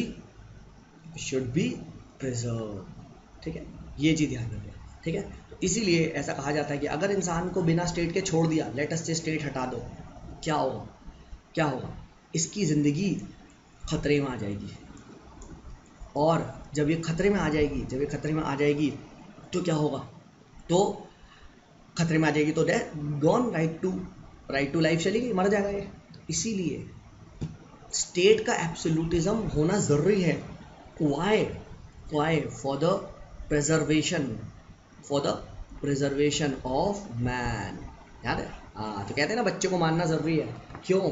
for the discipline, ठीक है, for the discipline. Similarly absolute state is a necessity. Why for the preservation of life of man, state absolutism is necessary. तो ये कहना कि भाई, ये कहना कि Hobbes is more of an absolutist than an individualist, या ही इज इनकंसिस्टेंट, ये गलत है, ठीक है। जो उनका स्टेट एब्सोल्यूटिज्म दिखाई दे रहा है, वो क्या है? स्टेट एब्सोल्यूटिज्म उसका मेन गोल नहीं है। I can say that is a by product of his बोलिए गाइस, इंडिविजुअलिज्म। याद रखो, जैसे प्लेटो का, याद है हमने प्लेटो का जो फेमिनिज्म पढ़ा था। अब प्लेटो के फेमिनिज्म का अल्टीमेट गोल क्या था? अल्टीमेट गोल ये थोड़ी ना था वुमेन का लिबरेशन होना, हाँ है ना, वुमेन का लिबरेशन होना। सॉरी, प्लेटो का कम्युनिज्म हमने पढ़ा था, अल्टीमेट गोल वुमेन का लिबरेशन थोड़ी ना था, ये तो कभी भी नहीं था। बट हुआ क्या, एक बाई प्रोडक्ट की तरह हमको दिखने लगा कि चलो हाँ यार, अब इसको कोई फैमिली रेस करने की जो रिस्पॉन्सिबिलिटी होती है अपने किड्स को रेस करने की, एंड वट एवर जो भी डोमेस्टिक वर्क होता है उससे वो फ्री हो जाएंगी। तो हम क्या कर सकते हैं, we can always use her in the service of the state. तो बट रियलिटी में ही रीज़न थोड़ी ना था, हाँ है ना। रियलिटी में तो जो करप्शन का ना लाने का रीज़न था वो तो ये था ना कि भाई किसी भी तरीके से वो क्या हो, जो रूलर्स हैं दे डोंट गेट करप्ट, हाँ है ना। तो वही चीज़ यहाँ पे हॉब्स में भी दिखाई दे रही है, ठीक है। So I think this we have discussed, ठीक है। हाँ, तो ये हमने जो बात कर ली। अब बात करते हैं नेक्स्ट, जो हॉब्स को डिस्क्राइब किया जाता है, that he is also known as the scholar of possessive individualism. अब पोजेसिव इंडिविजुअलिज्म क्या है, इसको समझने की कोशिश करिए। तो देखिए, पोजेसिव इंडिविजुअलिज्म एक फ़िलॉसफी होती है, ठीक है। क्या फ़िलॉसफी होती है, मतलब ये क्या बिलीफ होता है, या क्या ये पर्टिकुलर चीज़ बताना चाहती है? It is a belief, it is a philosophy that believes, ठीक है, that man, whatever man possesses, he possesses because of its own efforts। वो अपने ओन एफर्ट से पोजेस करता है। And there is absolutely zero contribution of the society in this. Society का इसमें कोई भी कंट्रीब्यूशन नहीं होता। मतलब फॉर एग्जांपल लेट अस से आई ओन अ फरारी, मेरे पास फरारी है, तो मैंने जो फरारी कमाई है, पैसे से कमा के ख़रीदी है, उस फरारी में कमाने में, उन सभी पैसों में कमाने में मेरा ही मेहनत है। सोसाइटी ने कुछ भी कंट्रीब्यूट नहीं करा है। मेरी मेहनत, मेरा पैसा, मेरा टाइम, मेरा वक्त, सब कुछ मेरा है, ठीक है। मेरा मटेरियल, मेरा रिसोर्स, मेरे सब कुछ, ठीक है। सोसाइटी ने कुछ नहीं करा है। तो जब सोसाइटी ने कुछ नहीं करा है तो शुड आई ओन या शुड आई ओ या anything back to the society? क्या मेरी कुछ रिस्पॉन्सिबिलिटी बनती है? To give back to the society? नहीं भाई, मेरी कोई रिस्पॉन्सिबिलिटी नहीं बनती। तो should I take care of the poor? No भाई, मैंने तो ही ना उनका करा है। Should I give anything back to the society? नहीं। Should I do charity? नहीं। Should I build civil service institutions? नहीं। मैं क्यों करूँगा भाई ये सब में? मैंने, I don't owe you anything, ठीक है, ऐसा मेरा कहना नहीं है, ऐसा पोजेसिव इंडिविजुअलिज्म का कहना है। ठीक है, तो आपने ये चीज़ देखी that whatever man owns it is because of his own efforts, there is no contribution from the society, hence there is no obligation of man to pay back to the society. ठीक है guys, सो ये भी हमने discuss कर लिया possessive individualism होता क्या है। ठीक है, हाँ अच्छा, ये पोजेसिव इंडिविजुअलिज्म की फिलॉसफी कब आई, तो यस ये भी मॉडर्न टाइम्स की ही फिलॉसफी है एंड ये राइज करती है with the rise of capitalism. तो ये बेसिकली कैपिटलिज्म की चीफ फिलॉसफी है। Capitalism is based on the philosophy of possessive individualism. तो इसीलिए इसमें जो भी इसमें it is said that the बुर्जुआ class, ठीक है, क्लास इज ओनिंग, उनकी कोई रिस्पॉन्सिबिलिटी नहीं है कि वो सोसाइटी एक्सेट्रा के लिए कंट्रीब्यूट करें, क्योंकि उनकी खुद की मेहनत है, they own the resource because of they own efforts. ठीक है, तो ये चीज़ आप ध्यान रखिएगा, he is the scholar of possessive individualism, he supports this view. ठीक है, नेक्स्ट जो कैरेक्टरिस्टिक्स या आप कह सकते हो एलिमेंट हॉब्स में अप्लाई किया जाता है, that is the element of utilitarianism, ये हॉब्स को बोला जाता है। तो अब देखते हैं व्हाट इज यूटिलिटेरियनिज्म, इसको थोड़ा सा हम समझने की कोशिश करते हैं। तो अब यहाँ पे समझिए, यहीं पे समझ लीजिए कि यूटिलिटेरियनिज्म होता क्या है। तो देखिए utilitarianism is basically of philosophy, ये भी एक इज़म है, इज़म आप आइडियोलॉजी कह लो या आप एक फिलॉसफी कह लो, आइडियोलॉजी कह लो। ठीक है, हाँ, जिसका what we mean by this is that man is always driven by two basic forces. One is pleasure and the other is pain. But this is what simply means that man is always driven, या any action of man is always determined by the pleasure and pain. ये इसका function होता है man का, कोई भी action and कैसे man perform करना चाहता है, to increase this pleasure and to decrease this pain. This is the sole aim of man, to increase pleasure and to decrease the pain. This philosophy is called as you can say utilitarian. ठीक है, अब देखिए यहाँ समझिए तो sir इसमें बुरी बात क्या है, प्लेजर से तो सब ड्राइव होते, पेन को सब कम करना है. What's bad in this, what's wrong in this. देखो इस फिलॉसफी में दिक्कत ये है, द प्लेजर की क्वालिटी में प्रॉब्लम है. यहाँ pleasure is not at all qualitative. यहाँ सिर्फ हम क्वांटिटी की बात कर रहे हैं. We are just talking about quantity मतलब we are seeking more pleasure. हम सिर्फ हम अपने मटीरियलिस्टिक प्लेजर में फोकस कर रहे हैं. All we want is materialistic gain. खूब सारी फरारी लेते जाओ. अरे भाई फरारी बन रही है, पेड़ कट रहे हैं, इतना सारा हो रहा है, doesn't matter, I will go for it. Why? Because I want the quantity of my pleasure to increase a lot. तो यहाँ क्या है, यहाँ there is only more pleasure और लेस प्लेजर. क्वालिटी पे फोकस नहीं है, क्वालिटी पे फोकस है ही नहीं, समझो. तो वही बात, एक एडिडास एक रिबॉक का जूता, ठीक है, एक एडिडास एंड एक रिबॉक का जूता, आप मान लो, चलो एडिडास या रिबॉक जो भी आपकी फेवरेट कंट्री है, और 10 बाटा की चप्पलें, ठीक है, या 10 बाटा छोड़ो तो महंगी हो जाएगी, कोई भी साड़ी ब्रांड की चप्पलें, 10 सरोजनी मार्केट की चप्पलें, ठीक है, लड़कियों को ज़्यादा पता हुआ है. तो what will a utilitarian person choose? A utilitarian person will choose, बताइए गाइस, A या B? He will choose B because he is looking at 10, he is looking at 1. He is not looking at कि बेटा Adidas का है, मैंने ये select city walk के mall से लिया है ना. ही इज़ नॉट इंटरेस्टेड कि मेरे पास ये चप्पल है, मैंने ये सरोजनी मार्केट से लिया है 25 रुपये वाली, ना. He is just looking for the numbers. So that is why this philosophy is also called as hedonism. And अभी हम देखेंगे आगे जाके ये फिलॉसफी कैसे बहुत ही नेगेटिव वे में इसको लिया जाएगा, एंड हम इसके बारे में अभी आगे देखेंगे. ठीक है, ये चीज़ ध्यान रखिएगा. Pleasure and pain are the two basic principles, ठीक है, and why any action of man is driven, ठीक है, man is driven by any action, ठीक है, जो भी एक्शन वो कर रहा है वो प्लेजर एंड पेन पर डिपेंड करता है। आप खुद बताइए, प्लेजर एंड पेन जब मटीरियल बेस्ड है तो खुद बताइए, जब ये मटीरियलिस्टिक प्लेजर एंड पेन है तो खुद बताइए, सबको थोड़ी ना फरारी पसंद है, किसी को लैम्बोर्गिनी भी पसंद होगी, किसी को लेमोजीन भी पसंद होगी। तो क्या यहाँ से पता चलता है, यहाँ से ये पता चलता है एक दूसरे की चॉइसेस हमें इम्पैक्ट नहीं करती हैं, we are not bothered about others, therefore can I say this pleasure and pain is individualistic experience.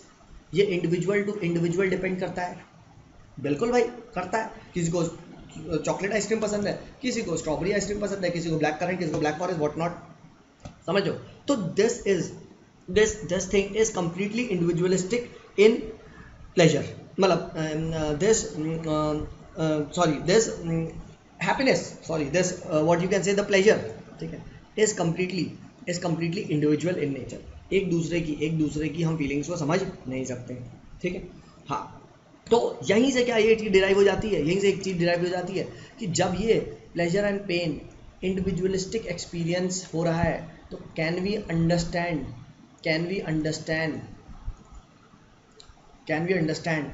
Others pleasure and pain, बताइए क्या हम समझ सकते हैं? नहीं भाई, we cannot understand the pleasure and pain of other person, ठीक है। हाँ, तो इसीलिए हॉब्स कहते हैं कि देखो भाई, अगर मैन को छोड़ दिया जाए तो he is a big time individualist, उसे सिर्फ और सिर्फ अपनी पड़ी है, हाँ है ना। He is a big time utilitarian, but इसकी वजह से क्या होता है, इसकी इस इंडिविजुअलिज्म एक्सेट्रा की वजह से क्या हो जाता है, उसे अपनी सोचता है, तो क्या होता है, लाइफ खतरे में आ सकती है, दूसरे की लाइफ खतरे में आ सकती है, हाँ है ना।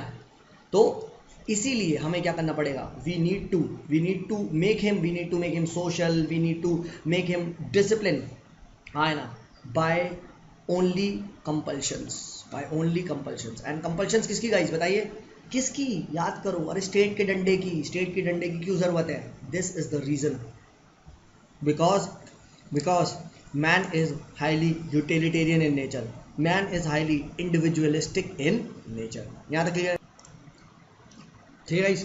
तो हॉब्स क्या है, हॉब्स ये सारी जो कैरेक्टरिस्टिक्स है वो अटैच कर रहा है किससे, मैन से, ठीक है। हाँ, तो ये सब याद रखिएगा, this is all features of capitalism class का हॉब्स स्कॉलर है एंड वो इससे अटैच कर रहा है। नेक्स्ट जो कैरेक्टर आप असाइन कर सकते हो हॉब्स को, that he is also known as the scholar, और he also belongs to the tradition of social contract से भी हॉब्स बिलोंग करता है। एंड यहाँ पे the word social contract is very important, देखिएगा ये सारे टर्म्स, पोजेसिव इंडिविजुअलिज्म, ठीक है, यूटिलिटेरियनिज्म, ठीक है, और आपका एब्सोल्यूटिज्म, सोशल कॉन्ट्रैक्ट, ये सब आप कह सकते हो पॉलिटिकल साइंस के वावल्स हैं, AEIOU। अगर तुम्हें AEIO नहीं पता बेटा, घंटा सेंटेंस बनेगा तुमसे, घंटा वर्ड्स बनेंगे, घंटा सेंटेंस बनेगा, तो ये चीज़ ध्यान रखना। तो ये सारे वर्ड्स के कॉन्सेप्ट अभी समझ लो तसल्ली से, ठीक है, क्योंकि नेक्स्ट टाइम जब मैं बोलूँगा किसी वो स्कॉलर का कि he is a hedonist, he is an utilitarian, he is an individualism, I will not explain guys. I am assuming आपको पता है इंडिविजुअलिज्म क्या होता है, आई एम अज्यूमिंग आपको पता है एब्सोल्यूटिज्म क्या होता है, आई एम अज्यूमिंग आपको पता है पोजेसिव इंडिविजुअलिज्म क्या होता है, and ensure that these words are the highlights of your answer, ठीक है। So let us discuss what is this social contract all about, and इसको थोड़ा सा हम समझने की कोशिश करते हैं। तो देखिए, अगेन सोशल कॉन्ट्रैक्ट जब कब आता है, it is a philosophy of the modern times, and social contract का राइज होता है with the rise of the capitalism, ठीक है, कैपिटलिज्म के साथ सोशल कॉन्ट्रैक्ट का भी राइज होता है। अब इसको यहाँ पे समझने की कोशिश करो, क्या होता है सोशल कॉन्ट्रैक्ट। तो सोशल कॉन्ट्रैक्ट जैसे कि याद रखते हैं, कॉन्ट्रैक्ट क्या होता है, जैसे कॉन्ट्रैक्ट में ए पर्सन ने बी से कुछ अग्रीमेंट साइन किया है, तो अब ए ने भी कुछ टर्म्स पे साइन किया है एंड बी ने भी कुछ टर्म्स पे अग्री करा है। अब ए एंड बी को दोनों को फुलफिल करना है, why, because you have signed an agreement and you have signed the contract. तो ऑब्वियस सी बात है, किसी ने भी इसको नहीं किया फुलफिल तो क्या होगा, कॉन्ट्रैक्ट ब्रेक होगा, तो ऑब्वियस सी बात है कुछ पनिशमेंट होगी, एंड वो पनिशमेंट को एनफोर्स करने के लिए एक थर्ड पार्टी की जरूरत पड़ेगी। This is simply you meant by a contract, ठीक है। हाँ, तो now what is this social contract? Social contract किस पे होता है, इसको हम समझने की बात करते हैं। तो देखिए, सोशल जो कॉन्ट्रैक्ट होता है वो आपका, कह सकते हो आप, जितने भी आपके सोसाइटी के मेंबर्स हैं, सोसाइटी के पार्ट है, जितने भी लोग स्टेट के अंदर जो रह रहे हैं, जो लोग रह रहे हैं, सोशल है, वी आर सोशल एनिमल्स, हाँ है ना, जैसे ये हमारा प्यारा भारत है, ठीक है, हाँ है ना। तो ये यहाँ के जितने भी लोग रह रहे हैं, तो इनके बीच में जो कॉन्ट्रैक्ट हुआ है, जिनके बीच में कॉन्ट्रैक्ट हुआ है, this is nothing but social contract. It is a contract among the people of the society, ठीक है, among the people of the society. अभी हम बात करेंगे कि क्यों ये हुआ, कैसे हुआ, बट ये चीज़ आप ध्यान रखना, ठीक है। अब क्वेश्चन ये आता है कि क्या मज़ा आया सर ये सोसाइटी के लोग को आपस में मिल बैठ के कॉन्ट्रैक्ट कर लिया? तो देखो, इसको आपको यहाँ पे समझना पड़ेगा क्यों लोगों ने सोशल कॉन्ट्रैक्ट को आया। तो सोशल कॉन्ट्रैक्ट के माध्यम से सोसाइटी के लोगों ने क्या करा, सोसाइटी के लोगों ने डिसाइड करा क्या, कि हम अब अपनी अपनी पावर्स को सरेंडर करेंगे। We will all surrender the powers and we will give it to a third body called as state. Now, state will take care of all of us. State gets the responsibility to protect us. State has the responsibility to solve all our conflicts and whatever resolutions. State is the बोलो guys, enforceable third party। याद है third party की जरूरत पड़ती है, कहाँ गया third party? Now state becomes the third party. तो फ्यूचर में जितने भी कॉन्ट्रैक्ट होंगे, कैपिटलिज्म एक्सेट्रा ब्ला ब्ला ब्ला ब्ला ब्ला, तो उसे कौन इन्फोर्स करेगा? Third party. इवन मैरिज का कॉन्ट्रैक्ट याद करो, आज भी अगर किसी पति पत्नी को तलाक लेना है, किसके पास जाओगे? स्टेट के पास जाओगे। खुद तलाक नहीं ले सकते, you need to go to the court, you need to go to the legal aid, you need to get the legal aid, you need to go to the whatever is the process, ठीक है। I am not that experience, ठीक है, तो वो करना पड़ेगा। तो now the state becomes the all powerful. तो ये मेजर रीजन होता है सोशल कॉन्ट्रैक्ट का। तो सोशल कॉन्ट्रैक्ट का जनरली रीजन क्या होता है? सोशल कॉन्ट्रैक्ट से क्या होता है? एक एवोल्यूशन होता है। किसका?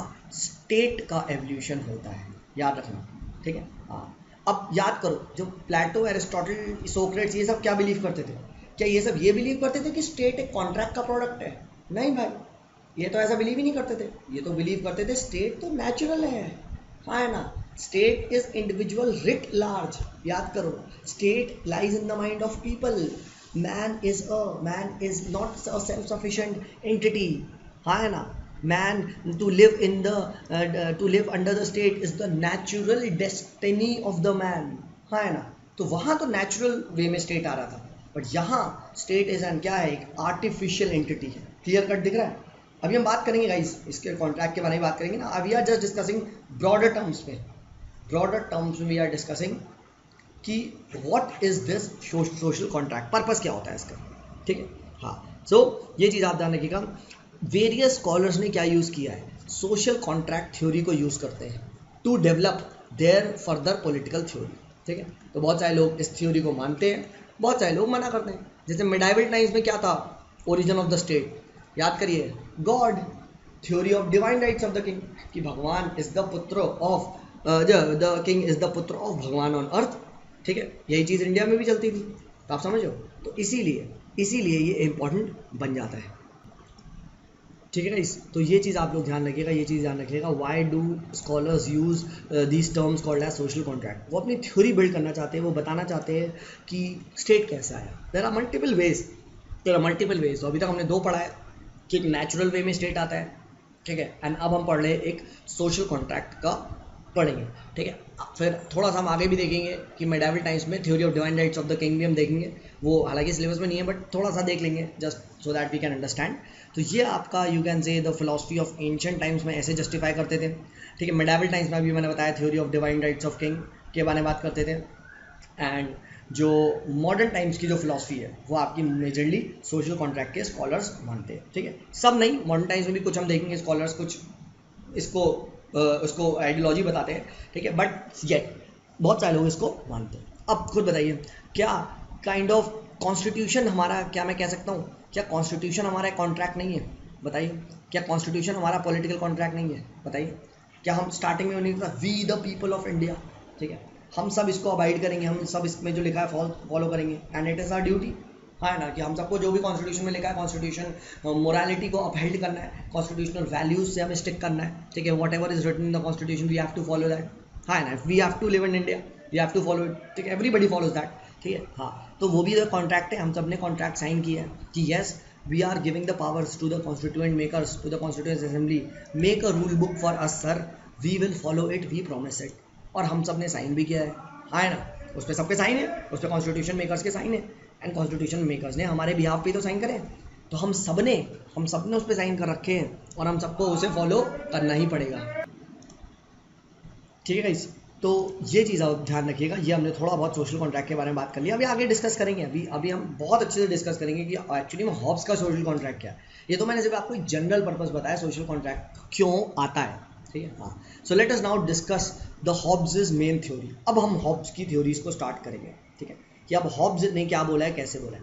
तो सबसे पहले जो व्यू आता है कि what is Hobbes view on human nature. सब पे देखिए शॉर्ट नोट आ सकता है, तो प्लीज़ गाइस समझने की कोशिश करिएगा। तो ह्यूमन नेचर पे हॉब्स का क्या व्यू है। तो भाई हॉब्स क्या कहता है कि देखो भाई, जो ह्यूमन नेचर है वो कैसा है। तो ये हॉब्स जो हमारे भाई है, हॉब्स भाई जो हमारे हैं, वो बहुत ही नेगेटिव व्यू लेते हैं, बहुत ही पेसिमिस्टिक व्यू लेते हैं ह्यूमन नेचर का, ठीक है। एंड वो कहते हैं, वो कुछ टर्म्स डिफाइन करते हैं। वो कहते हैं भाई man is utilitarian by nature, man is individualistic by nature, man is possessive by nature, हाँ है ना, man is materialistic by nature, man is selfish by nature, हाँ है ना। तो ये सारे वर्ड्स बेसिकली मैंने इसको जो याद करने का बनाया है, वो मैंने बनाया है मेरे नाम पे ही है, बट सुमित की जगह सुमिप है, S, ठीक है, SUMIP, ठीक है। तो S इज सेल्फिश, U से यूटिलिटेरियन, M से मटीरियलिस्टिक, I से इंडिविजुअल, एंड P से पोजेसिव इंडिविजुअलिज्म। ये चीज़ आप जानेंगे, पोजेसिवनेस, यहाँ पे पोजेसिवनेस, तो पोजेसिव इंडिविजुअलिज्म भी कह सकते हैं आप, एंड यहाँ पे पोजेसिव भी कह सकते हैं। He is very possessive about his things, मेरा आईफोन, मेरा आईपैड, मेरी फरारी, हाँ है ना। तो this is the main you can say the character of human nature, ठीक है। तो ये बेसिक जो फीचर्स हैं जो हॉब्स डिफाइन करते हैं ह्यूमन नेचर के। अब देखिए हॉब्स, ये सब मैंने हॉब्स से पूछा, मैंने कहा हॉब्स यार तुम ऐसे कैसे कुछ भी बोल दे रहे हो कि this guy is selfish, this guy is possessive individualism, this guy is materialistic, हाँ है ना। You have to explain the reason ना, you have to explain the reason, कैसे, क्यों, हाँ है ना। तो अब यहाँ हॉब्स को इसीलिए बहुत ज़्यादा एक इन्फ्लुएंसर थिंकर माना जाता है कि वो अब ये ना प्रूव करते हैं, he gives valid proof for this human nature, कि ऐसा ह्यूमन नेचर क्या है और ऐसा क्यों है, इसके वो रीजंस एंड एक्सप्लेन करते हैं, एंड बहुत ही अच्छे से करते हैं। सो नाउ हॉब्स क्या करते हैं, now Hobbes starts applying some scientific methods. ये साइंटिफिक मेथड का यूज करके ऐसा प्रूव करते हैं। अब समझिए हॉब्स का जो मेथड है वो साइंटिफिक मेथड है, एंड वो साइंटिफिक मेथड किस पे अप्लाई कर रहे हैं, ह्यूमन नेचर को, पॉलिटिक्स को एक्सप्लेन करने में, ठीक है। तो इसीलिए जो हॉब्स है उनको बहुत ज़्यादा इन्फ्लुएंशियल थिंकर माना जाता है, क्योंकि अभी तक जो भी थिंकर्स आए थे they were usually using they won't giving any reason, वो बोल के चले आ रहे थे, ठीक है। एक बार बताओ, प्लेटो ने एपिटाइट करेज और कौन सा था तीसरा, सोल्जर क्लास, सॉरी, क्या रीज़न बताया था किसी ने, क्या क्यों होती हैं नेचुरल इनइक्वालिटीज़, कुछ बताया था क्या, नहीं भाई, कोई भी नेचुरल इनइक्वालिटी का रीज़न नहीं बताया था। इनइक्वालिटीज़ का रीज़न वो तो बोल दिया नेचुरल, अरे नेचुरल कैसे भाई, ये क्या बात होती है, ठीक है। ऐसा क्या मतलब किसी बॉर्नविटा पिया था क्या उनकी मम्मी ने, समझो। तो ये रीज़न कि क्यों बंदा ऐसा है वो साइंटिफिक वे में वो बताएंगे। तो that is why he is very influential thinker, and क्यों हम इनको पढ़ते हैं, तो इनके मेथड की वजह से हम इनको पढ़ते हैं। अब समझिए इन्होंने क्या करा, इन्होंने डिकार्ट, एक फिलोसफर थे, मैथमेटिशियन टर्न फिलोसफर थे डिकार्ट, उनका एक मेथड था RCM method, resolutive compositive method. Now this method is not very important, बस आप समझो इसमें होता क्या है। इस मेथड में क्या होता है कि कोई भी जो बड़ी प्रॉब्लम है उस बड़ी प्रॉब्लम को ब्रेक डाउन किया जाता है पार्ट्स में, टक टक टक टक टक, एंड देन सबसे छोटी जो प्रॉब्लम होती है, अब हम इस प्रॉब्लम को एनालाइज करेंगे, इसका सॉल्यूशन बनाएंगे S1, इसका S2, S3, S4 and then we will sigma it, and हमारा फाइनल सॉल्यूशन आ गया इस बड़ी प्रॉब्लम का। This is basically the purpose of resolutive compositive method. क्या मतलब? ब्रेक द कॉम्प्लेक्स फिनोमेना, ठीक है, break the phenomena into elemental parts, ठीक है, try to solve the elemental parts and then try to come to the bigger problem, ठीक है, then try to solve the bigger problem. छोटे छोटे pieces पहले खाओ फिर बड़े बड़े। अब सर एग्जाम्पल हो जाता तो थोड़ा मजा आ जाता। ठीक है भाई, मजे दिलवाते आपको। सपोज करो the complex phenomena is communal riots in India. अब भाई कम्युनल राइट्स को हमको एक्सप्लेन करना है, कैसे करें? ठीक है, तो अब कम्युनल राइट्स इन इंडिया को एक्सप्लेन करना है तो कम्युनल राइट्स में इन्वॉल्वमेंट कौन होता है? ऑब्वियस सी बात है, ठीक है, डॉग्स तो नहीं होते हैं, वो इंसान ही होते हैं, ह्यूमंस होते हैं, ठीक है। तो इट इज़ सिंपली ह्यूमंस। और ह्यूमंस ऐसा क्यों एक्ट कर रहे हैं? भाई उनका बिहेवियर है, ठीक है, ह्यूमन बिहेवियर में लिंक कर दिया। सर ह्यूमन का बिहेवियर ऐसा क्यों है? भाई उनके पास दिमाग है, ब्रेन है, ब्रेन से सारा बिहेवियर कंट्रोल, ठीक है भाई, ह्यूमन का ब्रेन है, ठीक है। ब्रेन में ऐसा क्या है, ब्रेन कैसे एक्ट कर रहा है? तो ब्रेन बेसिकली एक्ट कर रहा है, कुछ एक्सटर्नल स्टिमुलाई आ रहा है, हाँ है ना। जैसे मैं अभी आपके सामने आपके हाथ में गर्म हॉट कॉफ़ी या हॉट खौलता हुआ कुछ भी चाय वाय पकड़ा दूँ, ठीक है, क्या करोगे? फटाक से हाथ पीछे खींचोगे, क्या हुआ, ये मोशन कैसे हुआ है, ये एक्शन कैसे हुआ? फटाक से स्टिमुलाई ब्रेन को दिया, ब्रेन ने एक्शन करा, आपके बिहेवियर में चेंज आया और आपने हाथ पीछे पुल कर दिया, ठीक है। तो सिमिलरली अब हॉब्स क्या पहुंचते हैं? हॉब्स कहते हैं भाई ब्रेन जो है हमारा, अगर मैं इसके एलिमेंटल पार्ट्स को एनालाइज कर दूं तो इस दुनिया की हर प्रॉब्लम सॉल्व हो सकती है, क्योंकि सारी प्रॉब्लम्स रिलेटेड तो ह्यूमन से ही है। We are all looking for solutions to human problems, humans are the centre of all problems. तो किस तरीके से हम ये सारी प्रॉब्लम्स को सॉल्व कर सकें, ठीक है। तो इसका सॉल्यूशन हॉब्स अब बताते हैं। तो देखते हैं अब हॉब्स कैसे जो ब्रेन के अंदर घुसते हैं एंड कैसे वो इसको सॉल्व करने की कोशिश करते हैं। तो वो RCM मेथड से ये तक तो पहुंच जाते हैं डिकार्ट का लगा के कि भाई सारा प्रॉब्लम ब्रेन का है। तो अब ब्रेन के अंदर, ठीक है, ब्रेन के अंदर वो एलिमेंटल पार्ट्स को एनालाइज करते हैं। देख रहे हो, बिल्कुल साइंटिफिक बंदा बनते जा रहा है, बिल्कुल एक एक एक्सपेरिमेंट, एक एक सेल, एक एक ब्रेन के अंदर जा रहा है, ठीक है। और यहाँ पे वो जो न्यूटन है, उस टाइम आए थे, गलीलियो थे, इनके कॉन्सेप्ट्स को अप्लाई करना स्टार्ट करते हैं ब्रेन में। वो क्या कहते हैं याद है? न्यूटन, गलीलियो, इन सब ने मैकेनिक्स के प्रिंसिपल्स दिए थे, ठीक है, अगर आप लोगों ने 11th में फिजिक्स पढ़ी है, न्यूटोनियन लॉ ऑफ मैकेनिक्स, ठीक है। हाँ, अब वो क्या कहते हैं कि देखो भाई, everything in this world is made up of matter, true या फॉल्स? सर जी ट्रू, हाँ है ना, ठीक है। और मैटर किससे बना है? मैटर छोटे छोटे पार्टिकल से बना है, और छोटे छोटे पार्टिकल जैसे protons, neutrons, electrons, atoms, true या फॉल्स? True sir. ये पार्टिकल्स हमेशा मोशन में रहते हैं, इधर इधर इधर इधर इधर रैंडम भागते रहते हैं, इधर इधर इधर इधर रैंडमाइज मोशंस होता है, ट्रू या फॉल्स? सर ट्रू है सर, ये भी सर ट्रू है, हाँ है ना। तो यानी मैं ये कह सकता हूँ कि ये जो पार्टिकल्स हैं अल्टीमेटली इनको ही अगर हमने कंट्रोल कर लिया तो हमने ह्यूमन ब्रेन को कंसिडर कर लिया, क्योंकि ह्यूमन ब्रेन में भी तो मैटर है, मैटर के अंदर एटम्स है, एटम तो भाग रहे हैं इधर उधर, हाँ है ना। बिल्कुल सर, बिल्कुल। तो सारा गेम ये इन पार्टिकल्स का ही है जो ब्रेन के अंदर मूव कर रहे हैं। अब पार्टिकल कैसे मूव करते हैं? पार्टिकल को कंट्रोल कैसे किया जा सकता है? याद करो, पार्टिकल्स को कंट्रोल भी तो हम एक कुछ एक्सटर्नल स्टिमुलाई से करते हैं, हाँ है ना। याद करो, मुझे आपके हाथ को पीछे खिंचवाना था तो मैंने एक गर्म कॉफ़ी का मग आपके हाथ में पकड़ा दिया, ले बेटे पकड़, तो आपने फट से पीछे खींच दिया, हाँ है ना। यानी पार्टिकल्स पे किसका जोर चलता है? अरे एक्सटर्नल स्टिमुलाई पे चलता है, हाँ है ना। अच्छा, एक्सटर्नल स्टिमुलाई क्या ये? सो हॉब्स जो है, ठीक है, तो ये एक्सटर्नल चीज़ें ही डिटरमाइन कर रही है। तो यानी ये एक्सटर्नल चीज़ें क्या है? ये बेसिकली आपके वही चीज़ें तो है जो दो टाइप की फोर्सेस होती है एक्सटर्नल, जो आपके हाथ को अट्रैक्ट करवाए। अभी यही वो मस्त ठंडा होता तो आपका हाथ अपने आप आ गया था, वाह कोल्ड कॉफ़ी विद आइसक्रीम, मज़ा आ गया भाई, ठीक है, मज़ा, यानी मैं प्लेजर कह सकता हूँ, यस। और यही भाई फीकी कॉफ़ी बिल्कुल हॉट तपती हुई, ठीक है, अपने आप भागो हाथ, ये क्या था? पेन, बेकार, घटिया, तो ये पेन था। तो one was pleasure, one was pain, हाँ है ना। तो अल्टीमेटली टू फैक्टर्स ही तो आपके ब्रेन के सारे मूवमेंट को डिटरमाइन कर रहे हैं। बताइए, ये मैंने प्रूफ कर दिया, हाँ है ना, बिल्कुल प्रूफ कर दिया, ठीक है, क्योंकि eight the end of the day. और तीसरा कौन सा फैक्टर आपके ब्रेन के मूवमेंट्स को डिराइव कर रहा है, बताइए, पार्टिकल को कैसे कंट्रोल किया जाए, बाहर के एक्सटर्नल स्टिमुलाई से, उसी से कंट्रोल हो रहे हैं, ठीक है, हाँ या ना, बिल्कुल भाई बिल्कुल सही है, ठीक है।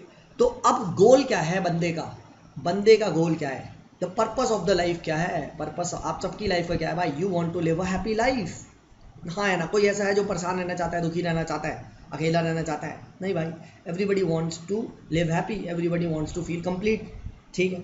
Now everyone when wants to feel complete they need to satisfy their desires. कुछ इनकम्प्लीटनेस है मेरी लाइफ में, फरारी नहीं है भाई, तो get a Ferrari, work hard, ठीक है। मेरी लाइफ में ABC नहीं है तो गेट ABC, हाँ है ना। सो satisfaction of our desires is what everyone is looking for। तो इंसान क्या करता है, he is just trying to find happiness by satisfying one after the iPad, iPhone, this, I सबको चाहिए, और पापा कहते हैं आई पे, हाँ है ना, पापा को आई पे, ठीक है। तो ये जो आईफोन वाली टेंडेंसी है, ये जो डिजायर को फुलफिल करने वाली टेंडेंसी है, ये आई कहाँ से, ठीक है, ये आई कहाँ से, इंसान में ये आई कहाँ से। तो भाई इसका सिंपल रीज़न है, आपके ब्रेन से आई है, आपके मोशन जो था ब्रेन में ये अट्रैक्ट हुआ, मतलब these material things they were acting as a philic in nature. Philic मतलब समझते हो, लव, व्हेन यू लव, तो इसके प्रति आप अटैक हो गए, you these move toward this, और the things you don't like या things which give you pain, इसके प्रति आप फोबिक हो गए, हाँ है ना। तो बेसिकली क्या मैं इस वर्ल्ड के सभी एक्शंस को दो फॉर्म में क्लासिफाई कर सकता हूँ, one which gives you pleasure, one which gives you pain, हाँ है ना। एंड आप क्या चुनोगे, प्लेजर या पेन, बताओ भाई, प्लेजर या pain. Obviously man, everyone will look for pleasure, ऐसा ऑप्स का कहना है, man is seeking a pleasure seeking animal, हाँ है ना। तो लव एंड पेन को ही मैं एवर्जन कह सकता हूँ, एवर्जन, ठीक है, is generated in response to some external stimuli, ठीक है। Now this external stimuli pushes the man or attracts the man. It depends upon the stimuli, ki what this stimuli is doing. If let us say it is a ice cream, we are moving towards that. If that is, let us say that is karele ka juice, we are moving away from that. So we get inclined towards such things which gives us pleasure, and the things which gives us pain, we run away from them. Therefore all human actions are guided by pleasure and pain. तो बताओ भाई, क्या इसने scientifically ये नहीं prove कर दिया, कि man is utilitarian in nature. बताओ, याद करो, समझा चुका हूँ यूटिलिटेरियन क्या है, पीपी, हाँ है ना, प्लेजर पेन। कैसे प्रूव किया सर, कैसे साइंटिफिक, अरे बाबा RCM मेथड लगाया ना, पहले इसने अपनी बॉडी को ब्रेक किया, ऑर्गन को ब्रेक किया, ब्रेन को ब्रेक किया, सेल्स को ब्रेक करके, पार्टिकल्स को ब्रेक करके एटम्स को कैसे मूव करते हैं, दो टाइप के, लव एवर्जन एंड लो पीपी, रीड करिए। तो isn't this method scientific in nature, बोलो मेरे भाई, बिल्कुल है यार, बिल्कुल है। So he becomes the first person who established that man is a utilitarian in nature। And how it does say, क्या ऐसी फालतू में बोल दिया क्या पता चले मजदार हो के ये कुछ भी बोल रहा है, नहीं भाई, he is using proper science to give his theory, ठीक है। So all human actions are guided by pleasure and pain, ठीक है, हाँ है ना। अब जब यहीं से नेक्स्ट चीज भी डिराइव हो गई, ये डिराइव हो गई मैन यूटिलिटेरियन है। आपको बताओ, क्या प्लेजर एंड पेन सबका अलग अलग है, सबका सेम? अभी तो बताया था सर, सबका अलग अलग है, किसी को फरारी पसंद है, किसी को लैम्बोर्गिनी पसंद है, किसी को लेमोजीन पसंद है, ठीक है। तो वो इंडिविजुअलिस्टिक भी है। Since he is utilitarian, can I say he is individualistic in nature? बिल्कुल भाई। अच्छा, क्या ये प्लेजर एंड पेन मटीरियलिस्टिक है या स्पिरिचुअलिस्टिक?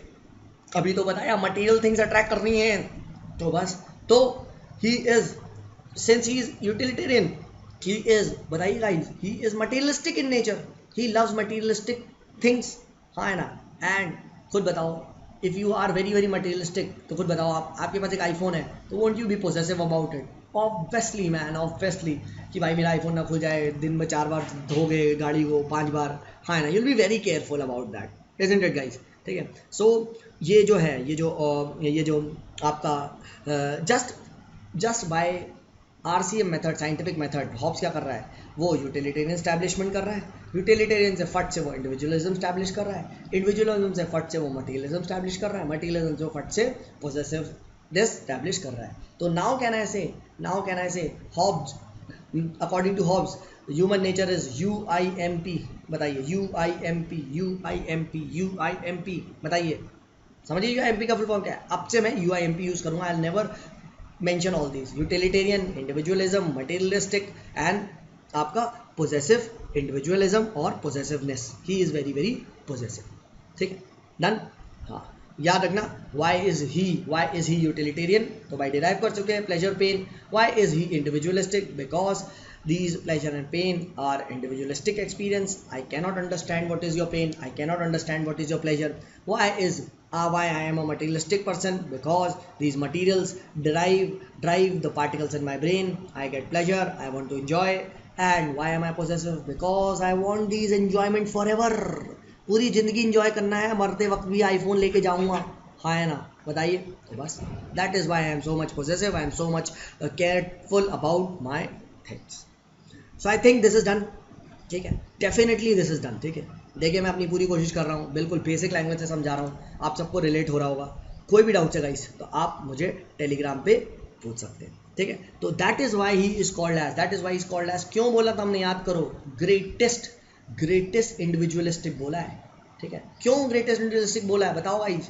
क्योंकि इसने क्या करा, इसने इंडिविजुअलिस्टिक का प्रूफ दिया. इसने एम ही नहीं कह दिया कि मैं इंडिविजुअलिस्टिक है. ना, इसने प्रूफ किया. कैसे? आरसीएम मेथड से. इसने पहले यूटिलिटेरियन प्रूफ करा, यूटिलिटेरियन प्रूफ करके इसने मैन को इंडिविजुअलिस्टिक प्रूफ करा है. ऐसे नहीं बोला भाई ने हमारे. ठीक है, so individualism in man is because of his utilitarian nature. ठीक है, and it is natural for the man to be utilitarian. therefore he being an individualistic is very very natural. and वो इंसान उसे क्या कर रहा है, वो गिल्ट फ्री कर दे रहा है कि कोई दिक्कत नहीं भाई, अगर तू इंडिविजुअलिस्टिक है, ठीक है, तू अगर मटेरियलिस्टिक है, you love iPhone, you love whatever I, तो that is very normal, that is very कुछ इसमें हैरानियत वाली बात नहीं है. जनरली लोगों को, ऐसे लोग को शैलो माना जाता है कि यार ये तो मटेरियलिस्टिक पर्सन है. नहीं भाई, ऐसा कोई गिल्ट फ्री नहीं है. ठीक है, it's good, you should be materialistic, you should have that hunger for more and more. It's very fine. समझो. अब समझो भाई, हॉब्स कब आ रहा है, मॉडर्न टाइम्स में आ रहा है. याद करो, मिडाइवल टाइम्स क्या हो गया था, एज ऑफ रिलीजन यही सब चल रहा था, डार्क एज. सब लोगों ने दुनिया छोड़ो भाई, ये दुनिया भ्रम है, एक दूसरी वर्ल्ड है, चलो दूसरी वर्ल्ड. हाँ है ना, सब कुछ छोड़ के चलो Haridwar, something like that.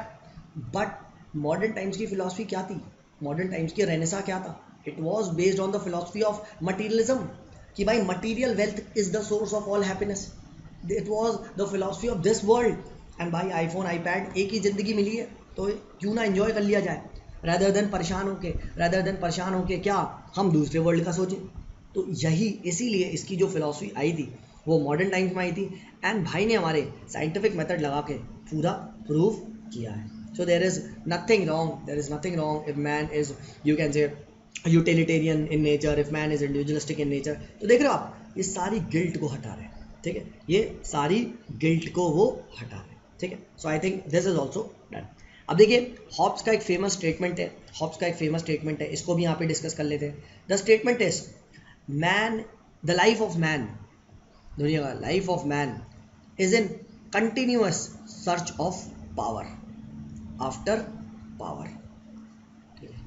This search only ends या ceases, stops with his death. ऐसा हॉब्स का कहना है. इस स्टेटमेंट से वो क्या कहना चाहता है, इसको समझिए. So basically this is his views on human nature. यानी मैन इज अ, बताइएगा, is a power seeking animal. And कब तक वो पावर तलाशता है? जब तक वो मर नहीं जाता, तब तक वो पावर तलाशता है. तो सर अब ये कैसे कह दिया भाई ने? तो ये भी उसने प्रूफ किया है. याद रखना, Hobbes is proving everything using science को लगा के उसने प्रूव कर दिया है. अब देखते हैं कैसे. तो देखिए, इस स्टेटमेंट से हमें हॉब्स का ह्यूमन नेचर पे व्यू पता चलता है, जो कि उसे कहना है कि that man is a power seeking animal. Man is a power seeking animal और man is a power seeking entity. इस बात को अब समझते हैं कैसे। तो उसने, याद करो, RCM मेथड से ये तो प्रूव कर दिया है कि man is UIMP। This is I think done. Done sir, done. तो अब खुद बताओ, याद करो मैन को मजा किससे आ रहा है? मटेरियल थिंग से। अब खुद बताओ, क्या दुनिया में लोग ज्यादा है या आईफोन ज्यादा है? बताइए गाइस, क्या दुनिया में लोग ज्यादा है या बेसिकली रिसोर्स ज्यादा है? Any guesses? ऑब्वियस सी बात है गाइस, लोग ज्यादा है, ये आपको भी पता है। सो यहाँ पे एक डिलेमा आ गया। क्या डिलेमा आ गया? डिलेमा इज बताइए guys, more people and less resources. अब भाई सबको क्या है? सब तो मटीरियलिस्टिक है, सब तो इंडिविजुअलिस्टिक है, सब तो मटीरियलिस्टिक है, सब तो पॉजिटिव है, तो सब तो यूटिलिटेरियन है। तो क्या होगा भाई? अब शुरू होगा क्या? एक एक बताइए गाइस, एक वॉर होगा। ऑब्वियस सी बात है, अब तो छीनेंगे। हाँ है ना, क्योंकि कम है आईफोन। अब बताओ, ऐसी फ्लिपकार्ट पे डील आ जाए, अभी आईफोन बिक रहा है फ्री में, ठीक है, आईफोन की बहुत लिमिटेड है, तो बुकिंग से पहले आउट ऑफ स्टॉक हो जाता है। कैसे? Because there is a dilemma of limited edition, limited means and unlimited wants. तो अब भाई हमारी डिजायर्स अनलिमिटेड है, तो कैसे पूरा किया जाए? कैसे आप छीन सकते हो? कौन छीन सकता है? ऑब्वियस सी बात है, द पीपल विद पावर। तो अगर तुम्हारे पास पावर हुई तो भाई you can do anything, you can get all the desires fulfilled, you can get any iPhone you want. हाँ है ना? तो यस होगा। बट अगर तुम्हारे पास पावर नहीं है, will you fulfil your individualism? नहीं। Will you fulfil your utilitarianism? नहीं। Will you fulfil your individualism? नहीं। Will you fulfil your materialism? नहीं। Will you fulfil your possessiveness? नहीं। तो क्या होगा? तो इंसान को मजा नहीं आएगा। Man will at the end not be happy. Therefore to enjoy these you should have the power to acquire this, the power to acquire all this. Why? Due to the dilemma of limited means and unlimited desires। ठीक है? Therefore every person क्या कर रहा है? हर person क्या कर रहा है? एक स्टेट ऑफ कंपटीशन में, एक स्टेट ऑफ वॉर में। ये क्या है? ये जंगी तो है यूपीएससी सिविल सर्विस, सीटें 70 है और कंटेस्टेंट्स कितने सारे हैं, कंटेंडर्स कितने? The only way to remain assured of your happiness is by booking your seat, is by preparing very hard, हाँ है ना, is by acquiring power। And when you acquire more power, you acquire more resources, when you acquire more resources, obviously you are fulfilling your utilitarianism character and you are fulfilling your materialism character and you are possessive in nature। तो अपने आप को आप happy रख पा रहे हो। तो ये क्या है? तो क्या हो रहा है? ये देख रहे हो, पावर पे पावर, लोग पावर इकट्ठा करते आ रहे। Why? Because they want to enjoy all these benefits forever. Hence the life of a man becomes the struggle for power. हाँ है ना? बताइए, तो है या नहीं? ठीक है, हाँ। और अब यहीं से आ जाओ। इमेजिन करो कोई स्टेट नहीं है, स्टेट था ही नहीं, देयर इज एब्सोल्युटली स्टेट है ही नहीं, यानी this is state of nature. State of nature मतलब कोई स्टेट नहीं है। और मैन का कैरेक्टर कैसा है? UIMP, पावर सीकिंग, हाँ है ना, सेल्फिश। अब खुद बताओ भाई क्या होगा? गंदे ही भसड़ नहीं हो जाएगी, कोई किसी को मार देगा, हाँ है ना, क्योंकि भाई अब सबको रिसोर्स चाहिए, resource are limited, there will be war, हाँ है ना। तो स्टेट ऑफ नेचर कैसी है? State of nature, can I say, या absence of state is a state of war. और वॉर कैसा? वॉर ऑफ ऑल, अगेंस्ट किसके? ऑल, हाँ है ना, war of all against all. Hence life कैसी होगी मैन की स्टेट ऑफ नेचर में? बताइए गाइस, लाइफ मैन की होगी, बताइए, नास्टी होगी, पुअर होगी मेरे भाई, ब्रूटिश होगी एंड शॉर्ट होगी, हाँ है ना, बिल्कुल भाई। देयरफॉर स्टेट ऑफ नेचर में क्या मैन की लाइफ में पीस है? क्या मैन की लाइफ में आराम है कि डार्लिंग आज कुछ नया करते हैं? नहीं। क्या मैन की लाइफ में, क्या स्टेट ऑफ नेचर में मैन क्या आर्ट परस्यू कर सकता है? नहीं। क्या पोइट्री लिख सकता है? क्या लिटरेचर लिख सकता है? Not at all. उसको हमेशा टेंशन कैसे है, किस तरीके से मैं फटाफट पावर इकट्ठा करके फटाफट ज़्यादा रिसोर्सेज लाऊं। सो अब now man wants peace, man wants this assurance of his life, protection चाहिए यार, सिक्योरिटी चाहिए। देयरफॉर अब मैन क्या करेगा? मैन को ये स्टेट ऑफ नेचर से निकलना है, because it is giving him pain भाई, it is giving him pain. तो बस हॉब्स ने कहा you want to come out of the state of nature, come darling, I will give you one new thing and that is called as बताइए state.